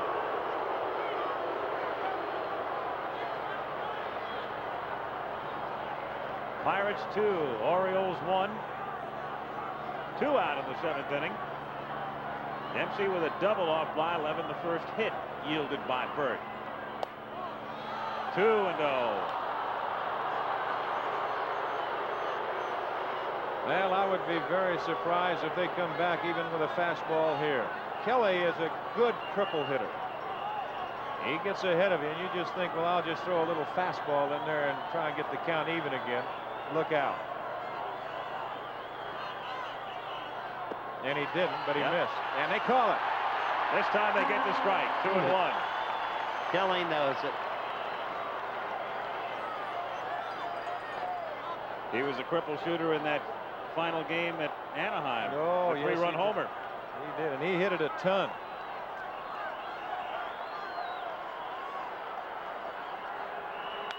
Whoa. 2-2. What a rip. You think he isn't? He'd like to have that one back. Had after that swing, just gritting his teeth and saying, oh no. Game 6.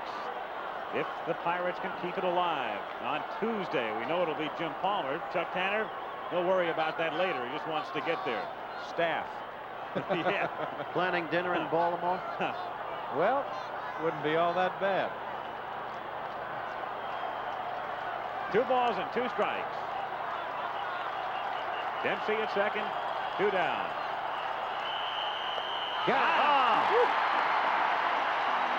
Blyleven goes 2-0 with Kelly and then comes back to get him. And what a curveball he got him with, Al. No runs, a hit. Dempsey stranded at second. Middle of the 7th inning. 2-1 Bucks. From our helicopter, looking down into Three River Stadium in Pittsburgh, where the Pittsburgh Pirates came up with 2 runs in the bottom of the 6th inning, trying to stay alive.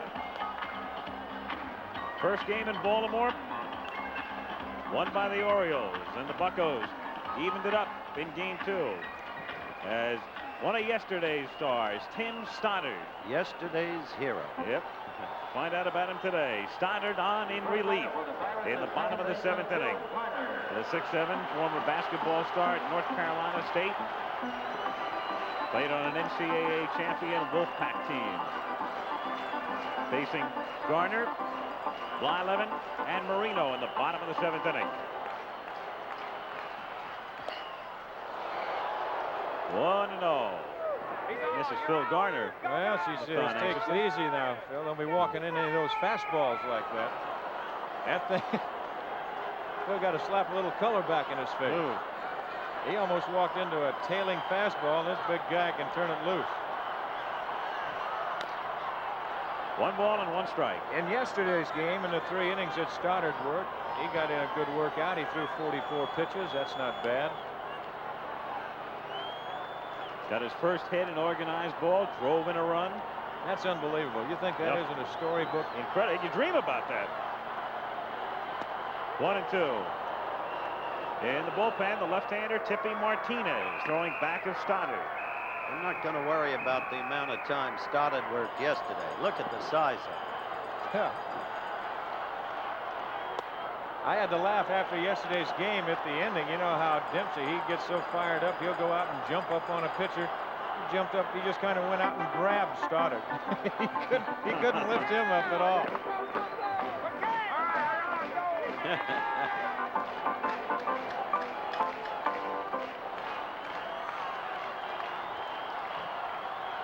Three and 2 on Garner.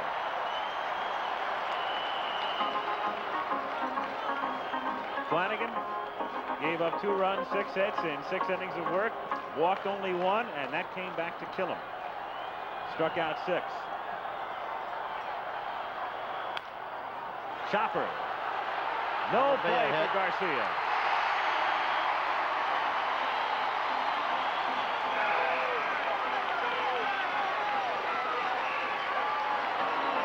Phil Garner An infield single to start the bottom of the 7th inning. Well, here you may as well just pick it up, stick it in your pocket, and forget about it, because Garner, who runs well, Garcia made a fine barehanded, the only way that he'd ever have any chance whatsoever. Look at how far Garner was by the bat.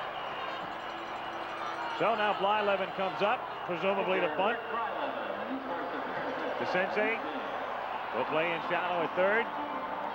Murray wants to get together with Dower.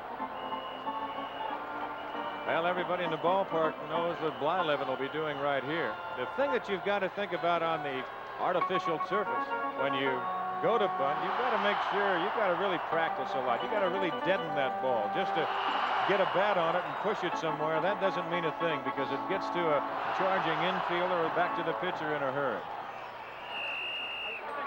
There's Blyleven's wife. Throw to first as Garner gets back. Tell you, on this artificial turf, Al, I think of the old Casey Stengel axiom. Butcher boy the ball. Butcher boy. Hit Butcher down on boy it. Hit it down. That's just what Garner did when he got on first base. That's right. You butcher boy the ball, and the ball goes 12 feet in the air, and it never comes down. That's the way to use this artificial turf. That's Harry Walker's theory of hitting. That's right. Swing away and butcher it down.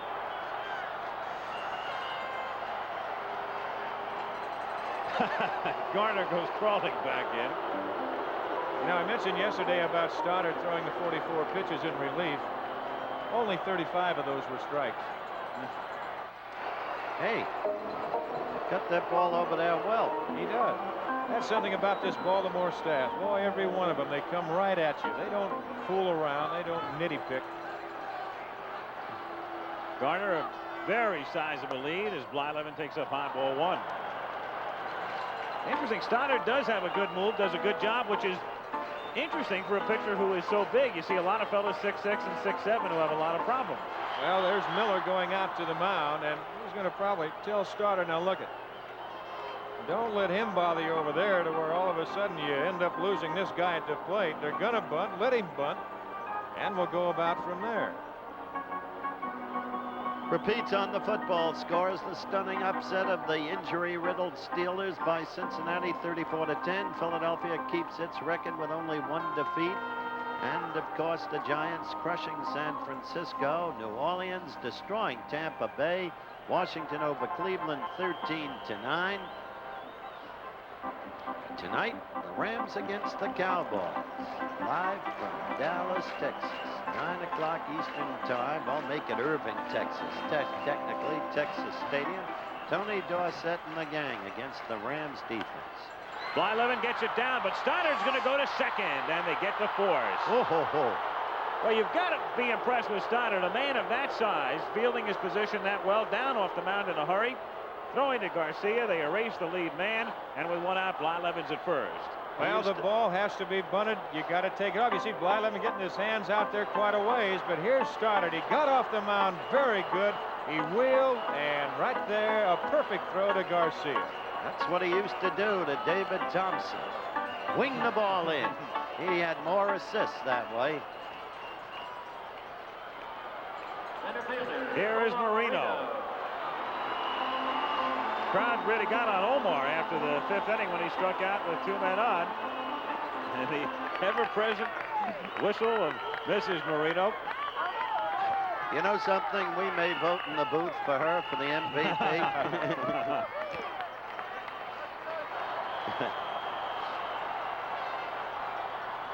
She blows that whistle again. Stoddard's going to stop thinking the foul was called. When you stop to think of the way Garner butcher boyed the ball, remember Stoddard is 6'7". He got it over him. 2-0 the count. Stoddard not too happy with that call.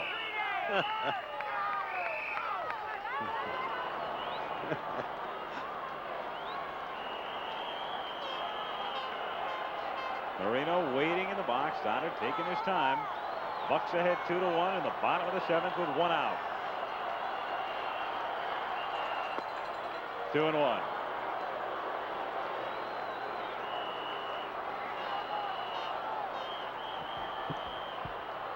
One out. The count, 2 balls and a strike on Marino. Hit foul off to the left and out of play, and the count 2-2. And the one thing you get when you don't get that sacrifice down, and you got to have your pitcher at first base in blind 11. The main thing, one of the things that did, it kind of clogs up the bases on anything that might transpire with this man standing here with Marino.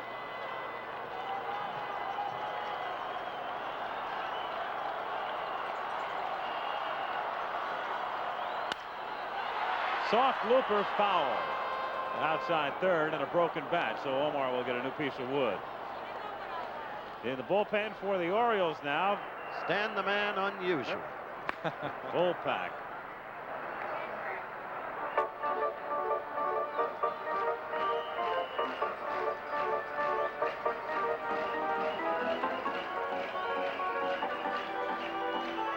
Houston has defeated Baltimore on the margin 12. Denver is pouring it on Kansas City. Red Miller's team holding together, and New England has ripped Chicago. Green Bay has taken the lead over Detroit. Oakland is slugging Atlanta, and San Diego in a toughie holding on against Seattle. 2 balls, 2 strikes on Marino with Blyleven at first base. 1 away. The 2-2 pitch. Grounded, and a great stop by Garcia.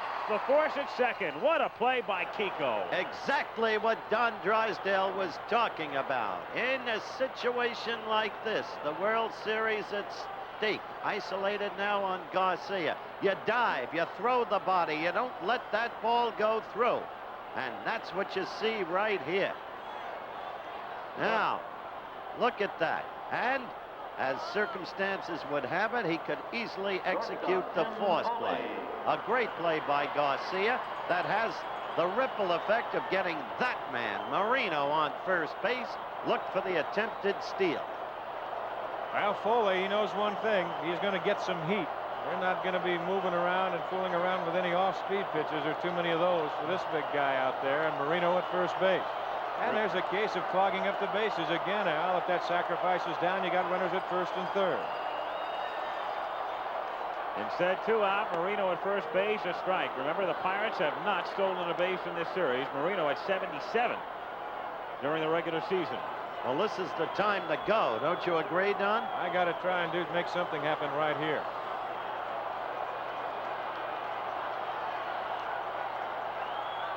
They pitch out, nothing doing. You know what Baltimore's thinking. The guy's got to go. I'd pitch out again right here. And Jackie Robinson would have come up and slugged him.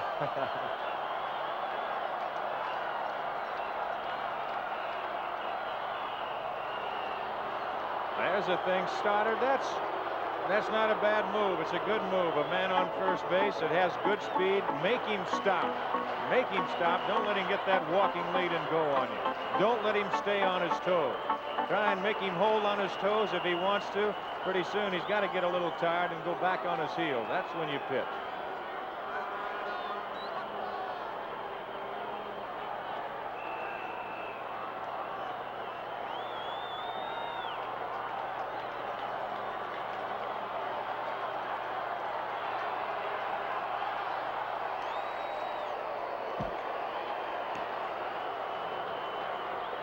One and one. Stoddard. Good move to first base. Marino. Average size lead at the moment. Now stretching it out. And again he drives him back. I tell you, Stoddard keeps his poise. He's got a good move, too. It's quick, like you said, Al, for a big guy. The key to it doesn't really make any difference how big you are, honestly. It's how quick you can move your feet. That's the key to any pickoff. That was your problem. No, I didn't have that problem. Either have quick feet or a quick knee. And again the move, and this time it gets by Murray, who picks up the carom and throws to second, and it's not in time. Just when I said he kept his poise.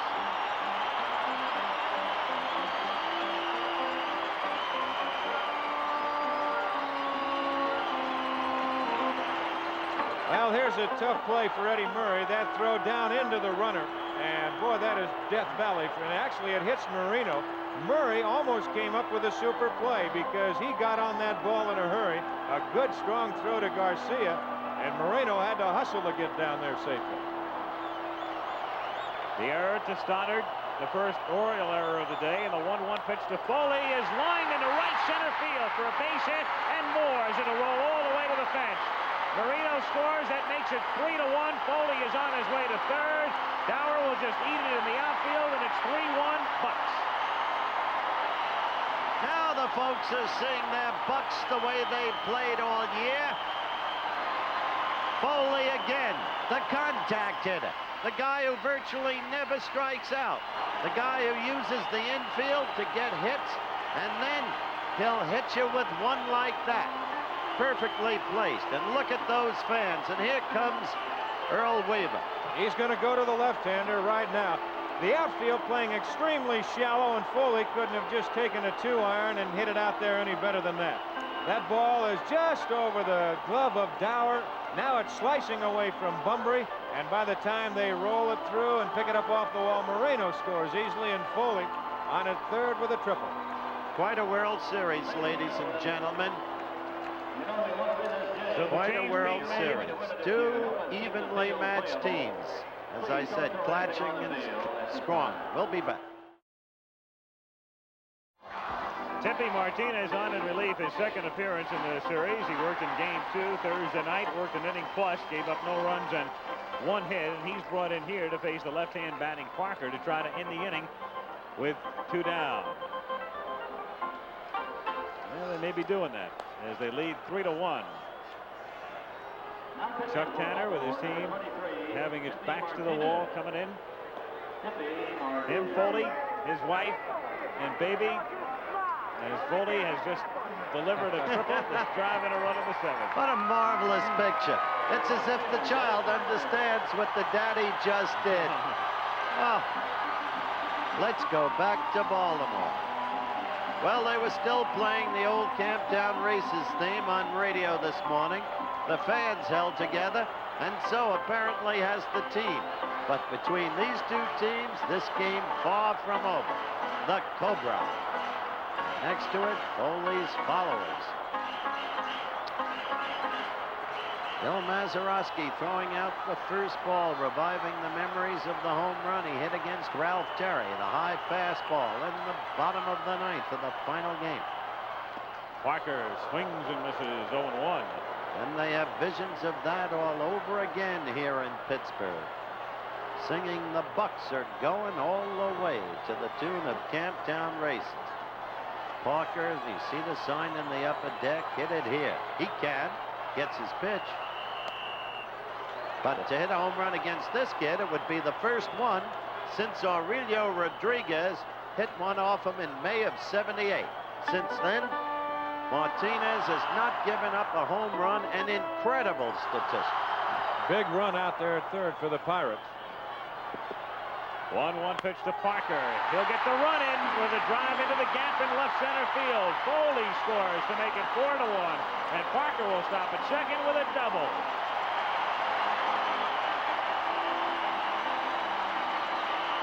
So the Bucks have exploded. They are looking like the team that drove to the pennant. Earl Weaver spoke in his piece. I'm not a genius. If they produce, my players, then I'm a genius. Here it is again. He gets the pitch out over the plate, and he just goes right with it beautifully. That ball hit to the gap. No one had a chance whatsoever to catch a big run scoring. The score now 4-1. Don't you love to see a hitter go with the pitch that way, Al? Remember the way Parker closed the season? Next to the last game, 5 for 5. Going with the pitch outside to left, hitting inside out. Robinson takes inside, and that's part of the reason that Parker is no stranger to the batting title. A man that big, everybody thinks of him as a dead pull hitter. It's not the case with Dave. He uses the whole field. 2-0. Why fight location? If they're going to work you that way, go with it.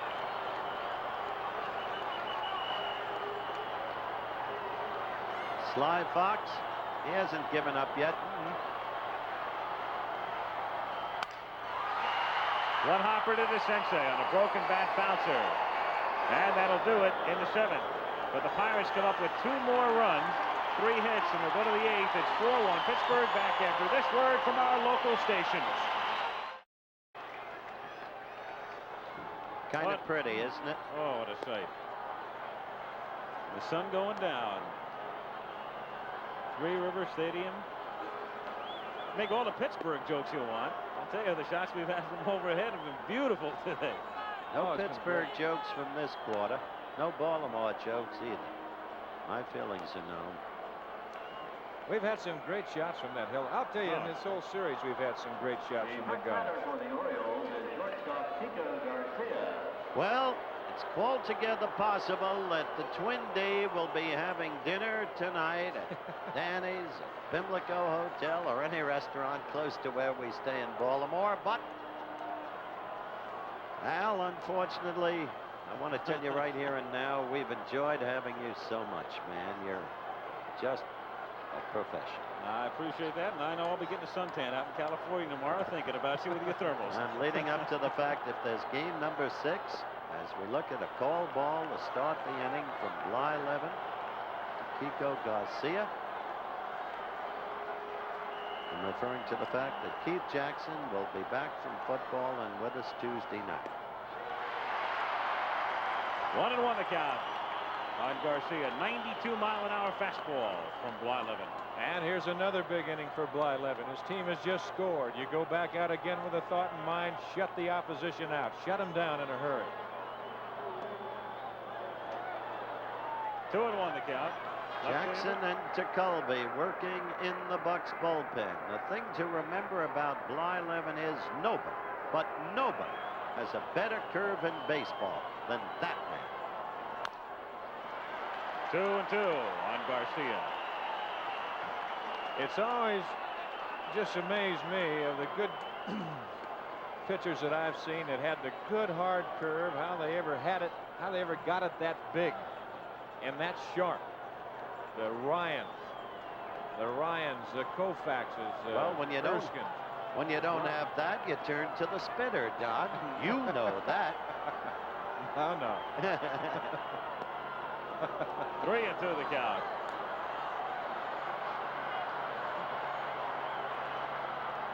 Well, the great thing is, if we go back to Baltimore, we get to fly with Euchre. Shatters his bat, bounce down to Foley, and one shortstop throws out the other. One away. I'd like to have somebody check the record for shattered and splintered bats in a series. Well, we've had a lot of them. Here's another one that just blows up on Garcia. Now he got it out on the end of the bat, and that's going to shatter a few right there. That was a pretty pitch in the clutch. There was little the batter could do with that. Al Bunbury pinch hit for Benny Ayala in the 6th inning, then fly to left. Bly Levin in his first relief appearance in 7.5 years.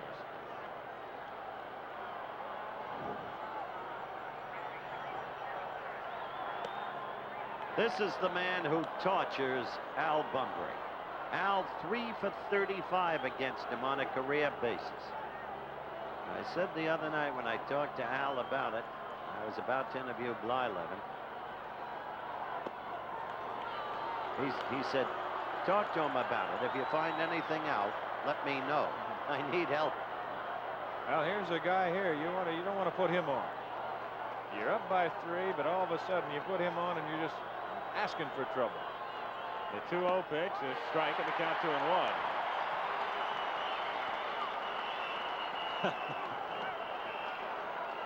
Now questioning the call a little bit, but watch it for yourself. The 2-1 is low, ball 3, and the count 3-1. Bunbury inserted into the lineup in place of Ayala, so hitting in the 2 spot. Singleton is on deck with 1 out and the base is empty. 4-1 Pittsburgh in the 8th inning. Count full. I like the way this man is pitching. Should there be a 7th game somewhere, you'll see Blyleven. And Bunbury is on. So he did exactly what Don Drysdale said you don't want to do right now, especially with Singleton coming up and Murray on deck. They're tough. But this man appears to have good stuff. Outstanding. And now you see what that double by Parker did and how big a run that Foley scored, scoring the 4th run. If they don't do that, all of a sudden you put a man on, and every man that comes up there following, you're looking at the potential tying run. Exactly right. Singleton hitless today. The 2nd time he's faced Blyleven. He bounced to 2nd, facing Bird in the 6th inning.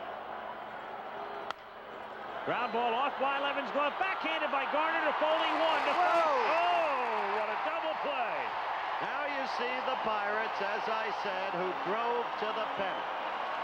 A brilliant double play at the exactly right time. That's one of the finer double plays that you'll ever want to see. This ball hit by Singleton. Blyleven just got a glove on it. Now watch this backhanded flip by Garner. He makes a play backhanded and then just flips it in the air over the bag. Foley's there to make the catch. Bunbury coming in and Foley fighting off the runner to double him up. So the Orioles are gone in the top of the 8th, and the Bucks come up with a score. Pittsburgh 4, Baltimore 1.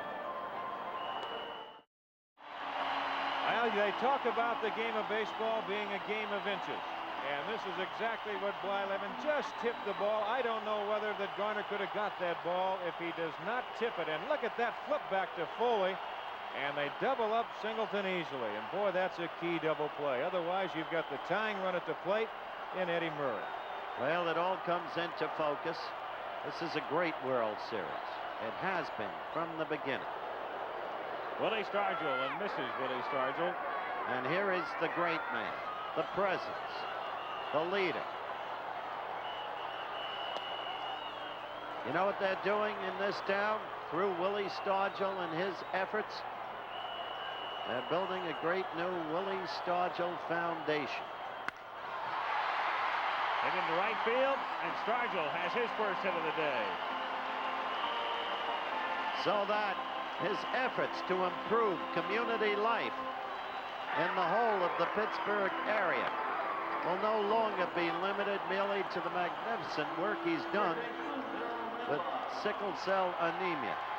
But now we'll deal with all of the underprivileged, the disadvantaged.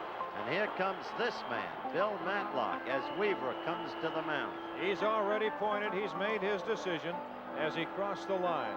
They'll go to, it appears, Don Stanhouse. So the 4th Oriole pitcher of the day. Look at the lineup for tonight. We're still the one. Out of the blue, a new kind of family. Mork and Mindy and the new big hit show, The Associates. 7 o'clock Eastern, 6 Central, 5 Pacific. Then you know what comes after that. The Rams against the Dallas Cowboys.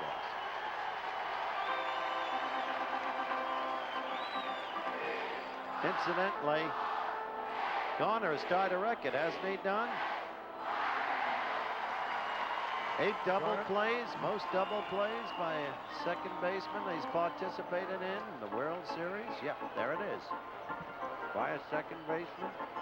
But an interesting series for Phil Garner. Yes. Sets a fielding record on one hand. The GOAT in game 1 on the other hand.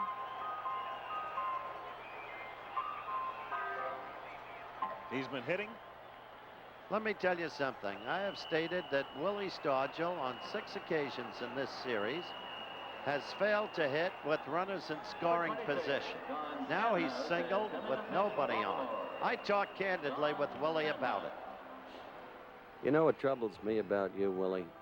You've got a high hitting percentage in this series, but you know as well as I that 5 times with runners on base you have not hit, which is an uncommon thing for you.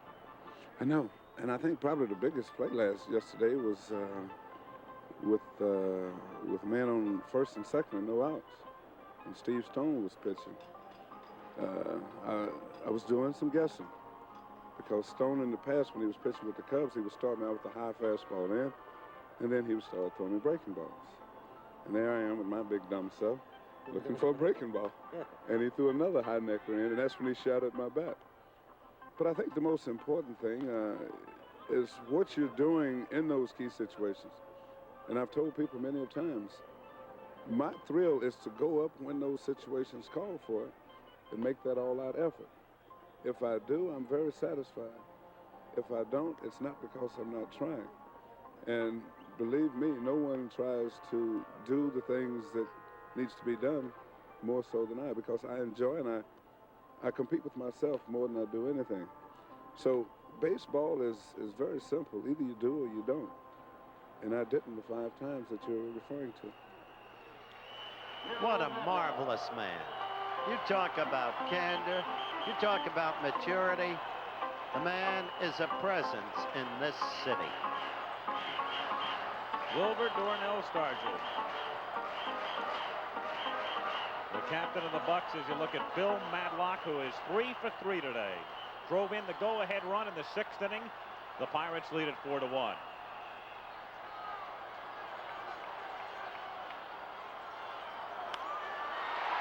To center. He has his 4th hit. Stargell is running all the way, and Willie will pull in at 3rd. 4 for 4 from Madlock. I don't know if there's a buck on Matlock, but they need to do something else with him. That's Mrs. Bill Matlock. Now in the background, the fans are going crazy. They're standing as one. They're waving the pom-poms as you look at this again. And Sister Sledges, the family. You'll be hearing it in Pittsburgh all night if you can get a Pittsburgh station. Steve Nicosia, 0 for 3.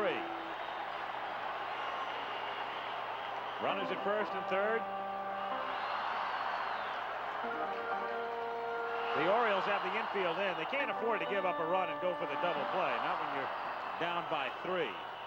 Here's a case, too, where Chuck Tanner's going to stay with Nicosia instead of going to the left hand hitting odd. He might feel that Nicosia and Blyleven, he likes the way they're working together. 1-0 the count. And when you've got a 3-run lead and a chance to pick up some more, you certainly agree with what Chuck is doing so much.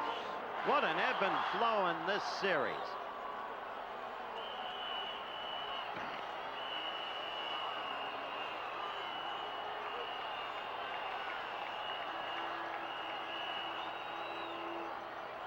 Stargell, the runner at 3rd. Madlock, who now has 9 hits in the series, at 1st. The Pirates have 59 hits in the series, an average of almost 12 a game. The Orioles with 4 hits today. A strike. 1-1. Well, that gives Baltimore 41 on the series. An 18-hit differential. And still Pittsburgh battling to stay alive. They don't quit on themselves, which is the key. The terrible, the saddening distraction of the death of the manager's mother. And coming out here and playing this game. The manager himself pulling out all the stops for his team. As you look at Chuck Tanner, showing you why he led his team to the pennant.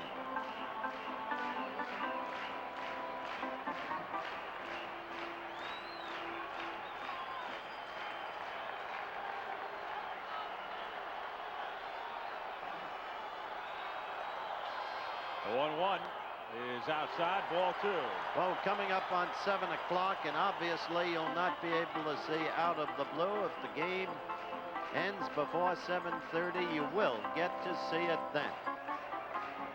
It'll be presented from 7:30 to 8. Right. The sly old fox. As he said before, he's looking for that one-game winning streak. But this has to hurt the Birds. They went with their ace, the best pitcher in the American League. Out of play, off to the right, and the count 2-2. And Mike Flanagan did a good job. He pitched extremely well. Again, the reminder, 9 o'clock Eastern tonight, the Rams against the Dallas Cowboys. Dorsett and Newhouse and Billy Joe Dupree against the Jack Youngbloods of the world. And then tomorrow night, the Vikings against the Jets. Stargell at third. Madlock at first. Nobody out. Bottom of the 8th inning. The Pirates trying to stretch the advantage. They lead 4-1. Stanhouse has delivered a worker, as you'll see in either league.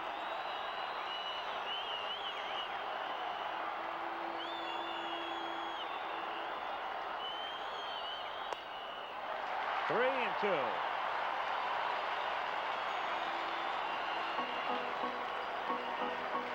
Now there's nobody throwing in the Baltimore bullpen, so it's Don Stanhouse against the world right here. Well, Earl said he almost killed him during the season. He was on the precipice of a coronary at least 12 times, but Stanhouse, now he's in another. 3-2 pitch. The runner Madlock goes as it's fouled away. Well, what is it about Stanhouse? When he's got the bases loaded, he goes 3-2 on the next guy. He's got him right where he wants him. Yeah. I'll tell you. Weaver is beautiful. He's got some great expression. He does. Every time you look at him, you think there's something going on in there. He's got another trick up his sleeve. What a marvelous facial study. What'll he say, Doc? I don't know.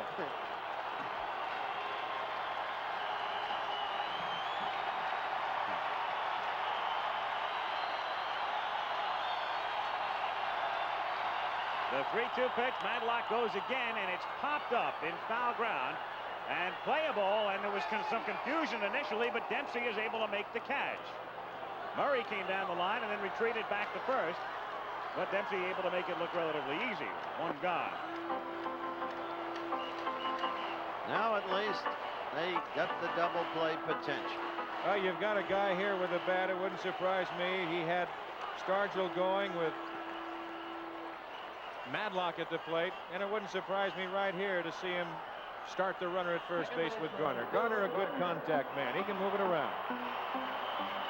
I don't believe what Davis has wrought with Oakland. After a dreadful start, they won a fortunate victory over the Rams. They lost several. They came back. They beat Miami last Monday night, and now they are simply crushing the Atlanta Falcons. As you see the sign for Bill Matlock, having himself a ball today. We may yet make 3 hours on this ball. In the bullpen for Baltimore, there is Sammy Stewart, who was on in relief early yesterday.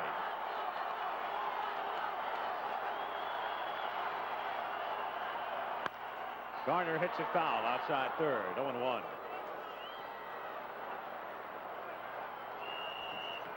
Well, Phil and Tim, who had had a difficult series of times in the field in the first 4 games, they got to be feeling a lot better. They showed the nation how they played down the stretch tonight. Well, they've come back. They've played the caliber of ball tonight that the Pirates are capable of playing. We did not see the real Pittsburgh Pirates, I don't believe, in the first 4 games. Yeah, but Baltimore had something to do with that. You got to look at it both ways.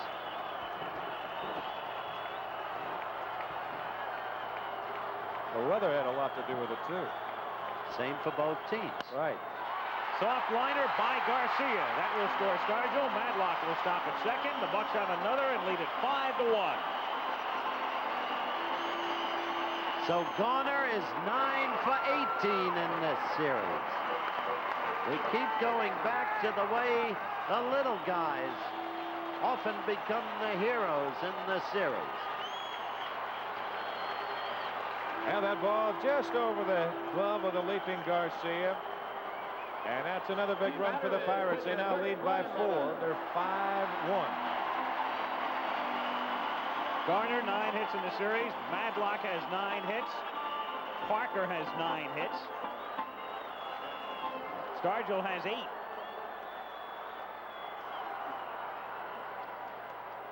A dozen today for the Pirates, and now 60 in the series. Bert Blyleven. A most happy fella. Blyleven bunting in the 7th inning, bunted into a force. Runners at first and second. The Oriole infield expects him to lay one down here with 1 out. Murray shallow at third. And DeCinces, Murray shallow at first. DeCinces moving in now from third as it's bunted foul. That time Stanhouse was coming down to cover the right side. DeCinces moving in from third base, and Eddie was going back to first. They had to play on. Garcia was moving to third. That's why DeCinces was cheating so much and coming down the line hard. They looked for the ball at that particular time. The ideal situation right here with runners on first and second. Why, if you go by the book and you bunt, you want to bunt down the third baseline to make the third baseman field it. But now with the different plays that they have on, DeCinces will charge. Garcia will go to the bag at third. If they bunt down the third baseline, then DeCinces can get on it in a hurry. They've still got the force play at third. We'll see how they play it here. This time the play is not on, and it's bunted down to Murray. And Eddie looked at third and then settles to be out at first as the runners advance.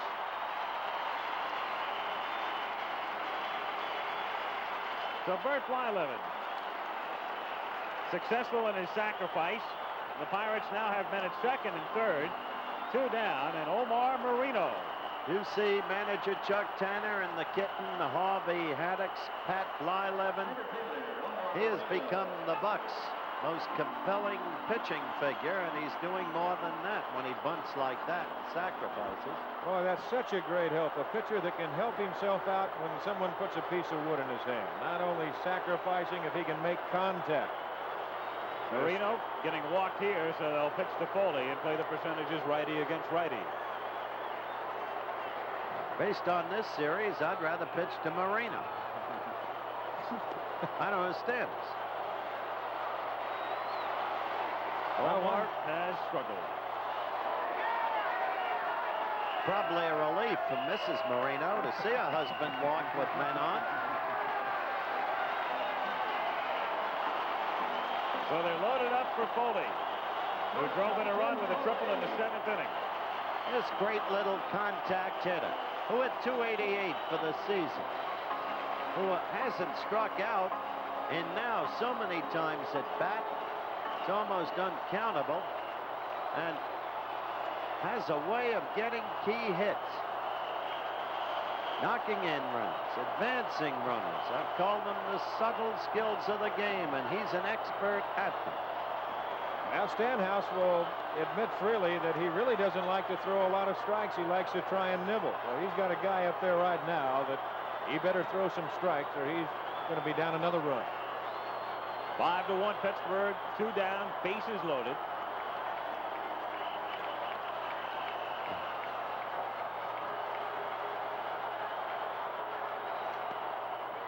Oh, and 1. That was a beautiful pitch. Lovely curve, breaking down and away.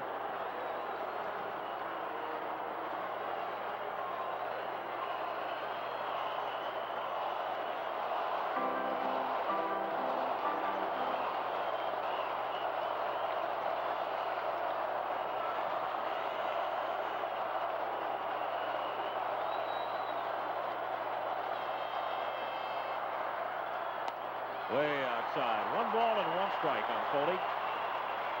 I think Timmy really had the key base hit in this ball game. Of course, when they tied it, that was also on a sacrifice fly by Stargell. Madlock had a key base hit to put him ahead. And then Foley with that triple to drive in a run. As you look at the runners, that's Madlock at third. What an afternoon he's having. 4 for 4. Garner at second and Moreno at first. The other thing Tim did is he drew that walk in the 6th inning to set up the 2 runs in the 6th. Scored the tying run. That's right. 1-1.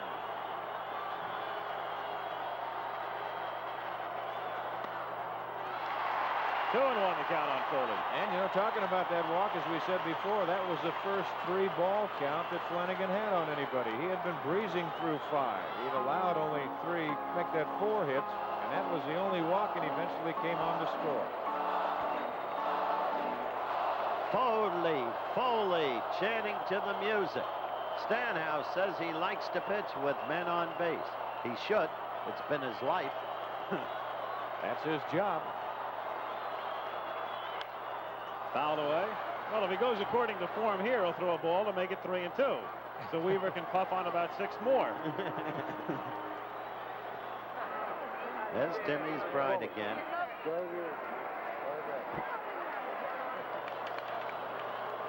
Two balls and 2 strikes. The walk, incidentally, outside of the intentional walk, just issued Marino. That's the only walk drawn by the Bucks today. Hear that? As you looked at Mrs. Foley, her eyes lit with joy. Ball players' wives live lives of sometimes quiet desperation, great insecurity. The moments like this one are very few.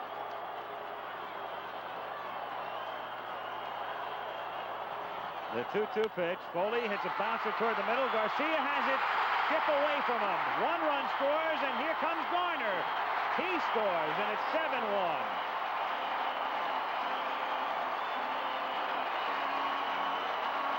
I would think they'd have to call that a hit. And look at Mrs. Foley. Timmy has now knocked in 4 runs. As we've told you, he started things with a base on ball in the 6th. There is Garcia, the hero of the past couple of days, suddenly having the dejected face of a loser. Now look at that. That's going to be a tough play for Kiko, although he could have made the play. He had to go far to his left. He had to play it on the short hop, which was a little bit to his advantage. It didn't catch him on an in-between hop. He just couldn't make it. 7-1 Pittsburgh. 2 on, 2 out. Dave Parker, the 8th man to come up in the inning. Struck out twice, singled and doubled. They called it a hit, Don. I think it's a fair call. I do. Just for the simple reason of how far he had to go get it. So Foley with 2 runs batted in on an infield single. And a total of 4 runs batted in today. The triple earlier, the blow that broke the game open.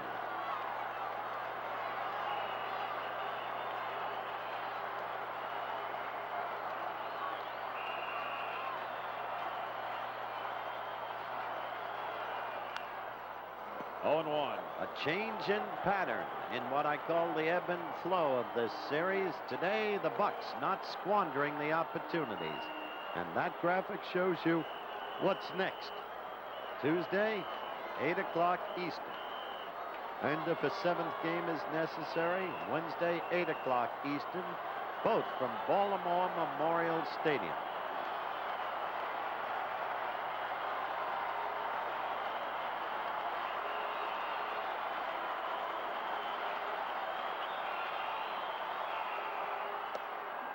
What you must remember overall, though, in perspective, is coming into Pittsburgh on the artificial turf.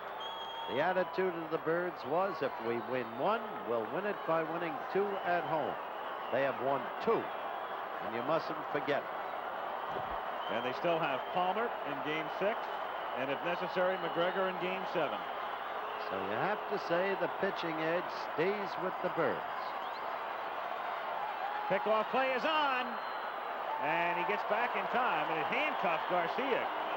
Kiko got there, and Moreno was almost picked off, but Garcia got handcuffed by the throw. That's exactly right. Now Moreno, Garcia's behind him, but Garcia, that throw is a little bit into the runner, and actually Garcia, as you say, Al, you had it perfectly. He was just handcuffed. His main objective at that time was just let me catch the ball. 1-1 pitch coming up to Parker. 2-1. Well, this game quickly paced at the outset. We breezed through 4, and here we go again. We're apparently going to make 3 hours again. Yep. 15 minutes shy of that mark right now.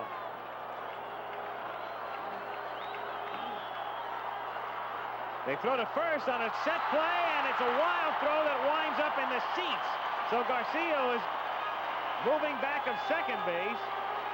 Stanhouse looking there and then going to first to try to catch the back man napping and threw it away. And I believe that got Foley in the batting helmet. Here you see Murray trying to sneak in behind. Foley's okay, but that got him in the helmet. Tanner and Tony Barterone got him in the side of the helmet and ricocheted all the way into the seat. Thank goodness for the helmet.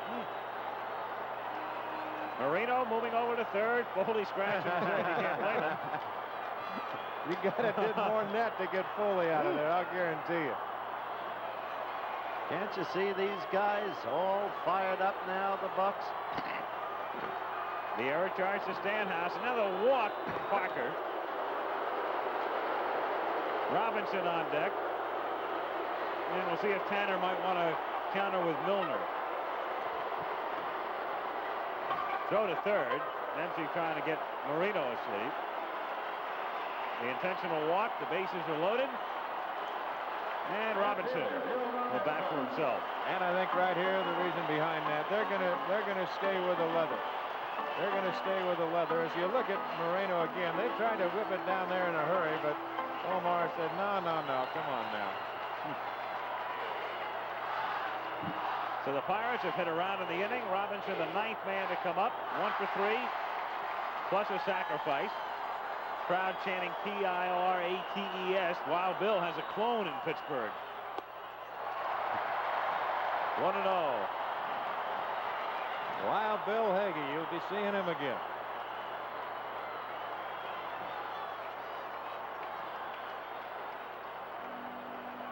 A lot on that man's mind today. Oh, boy. A lot of memories, a lot of love.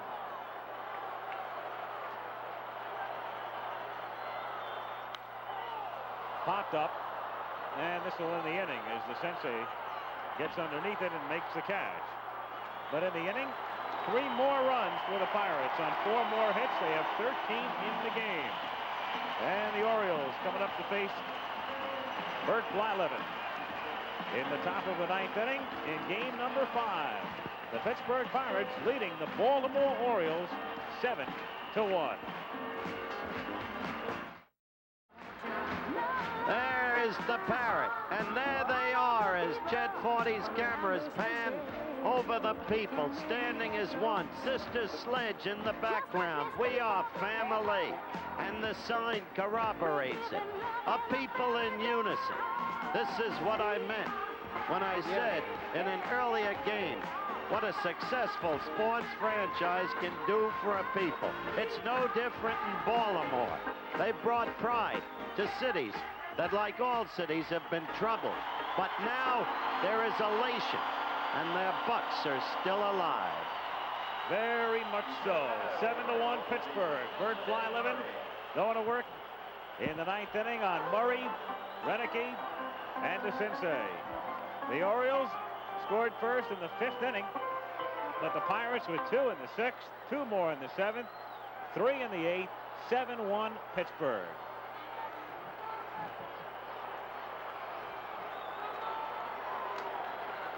Eddie Murray, 0 for 3. In the bullpen, just in case, Kent Jacoby, the right-hander, and Grant Jackson, the left-hander. Give a lot of credit today to Jim Rooker. Rooker working the first 5 as the surprise starter. Gave up just 1 run. And then Blyleven out of the bullpen. He's allowed only 1 hit and no runs through 3.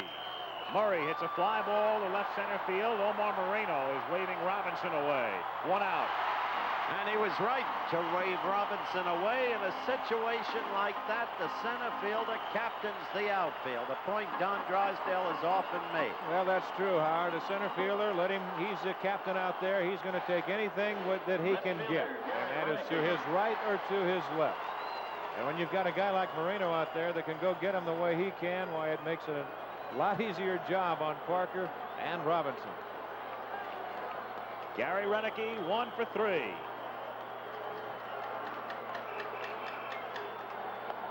Oh, 0-1. Al, I'd just like to comment, too, on what you said about Jim Rooker. You couldn't ask for a man to give you any more at a better time. Rooker today retired the first 10 men he faced. Did not allow a hit until the 5th inning. Just what the Pirates needed from their starter. Popped up in a shallow left field. In Foley, 2 down.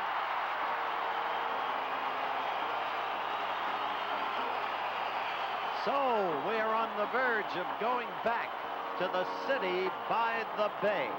The other bay, the Chesapeake Bay. And don't forget tonight, a special Sunday night edition of NFL football with the Dallas Cowboys and their great weapons against the Rams and their great defense. And tomorrow night, the Minnesota Vikings.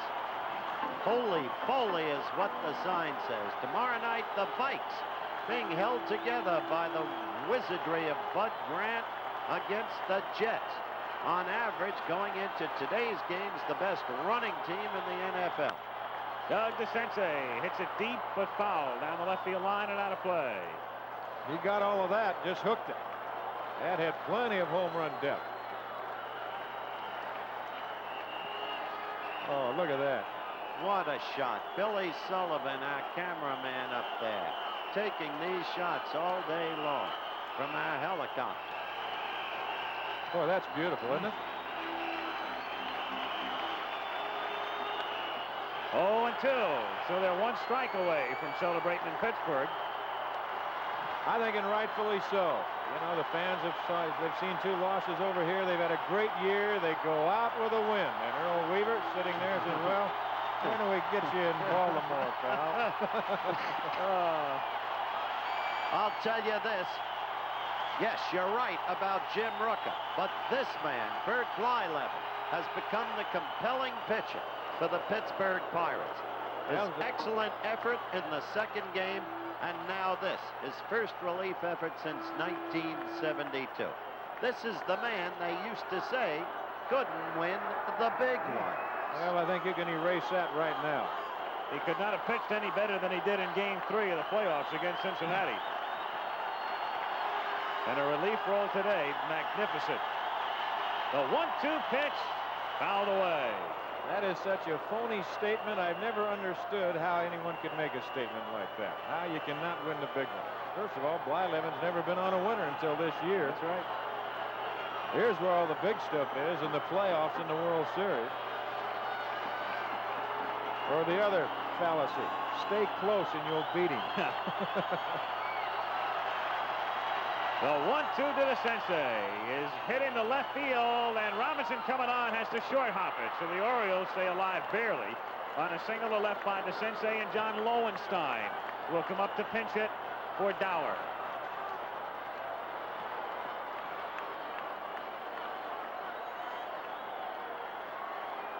John Lowenstein, who delivered the 2-run pinch double yesterday.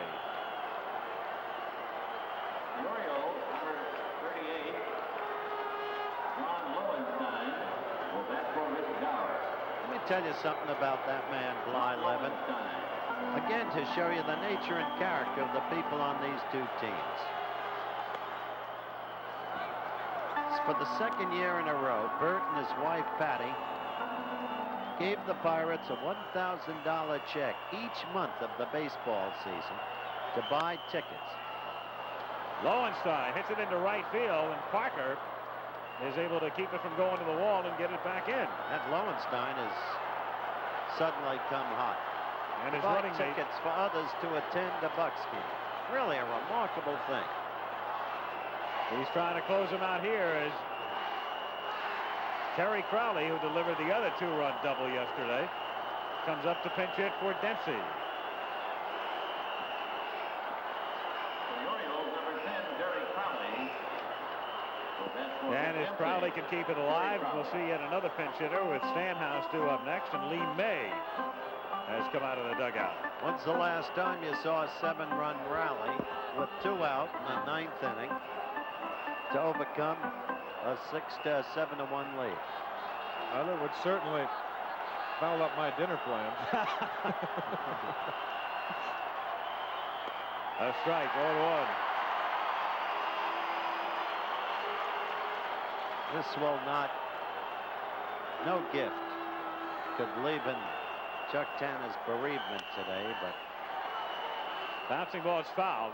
Fouled at the plate off his foot. but as much as one could do for that man has been done by his players today. He's quite a guy.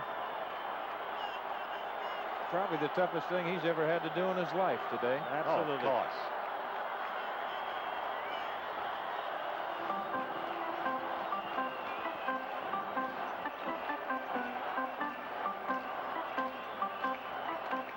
Crowley with a new bat to count no balls and 2 strikes. Again, Blyleven within 1 strike of closing out the Orioles in game number 5.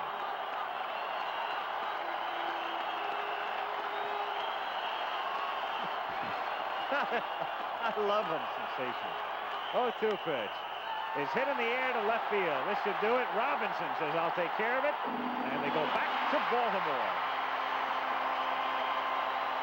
The sign reads, there was no doubt about it. And Timmy Foley will remember this day. But that man may be above all. And Bert Blyleven. There's Timmy. And the signs again come into evidence. The fireworks go off. The Bucks are still alive. There have been a lot of great World Series. The one between the Reds and the Red Sox, memorable. Cards and Tigers. But I think they're going to remember this one too.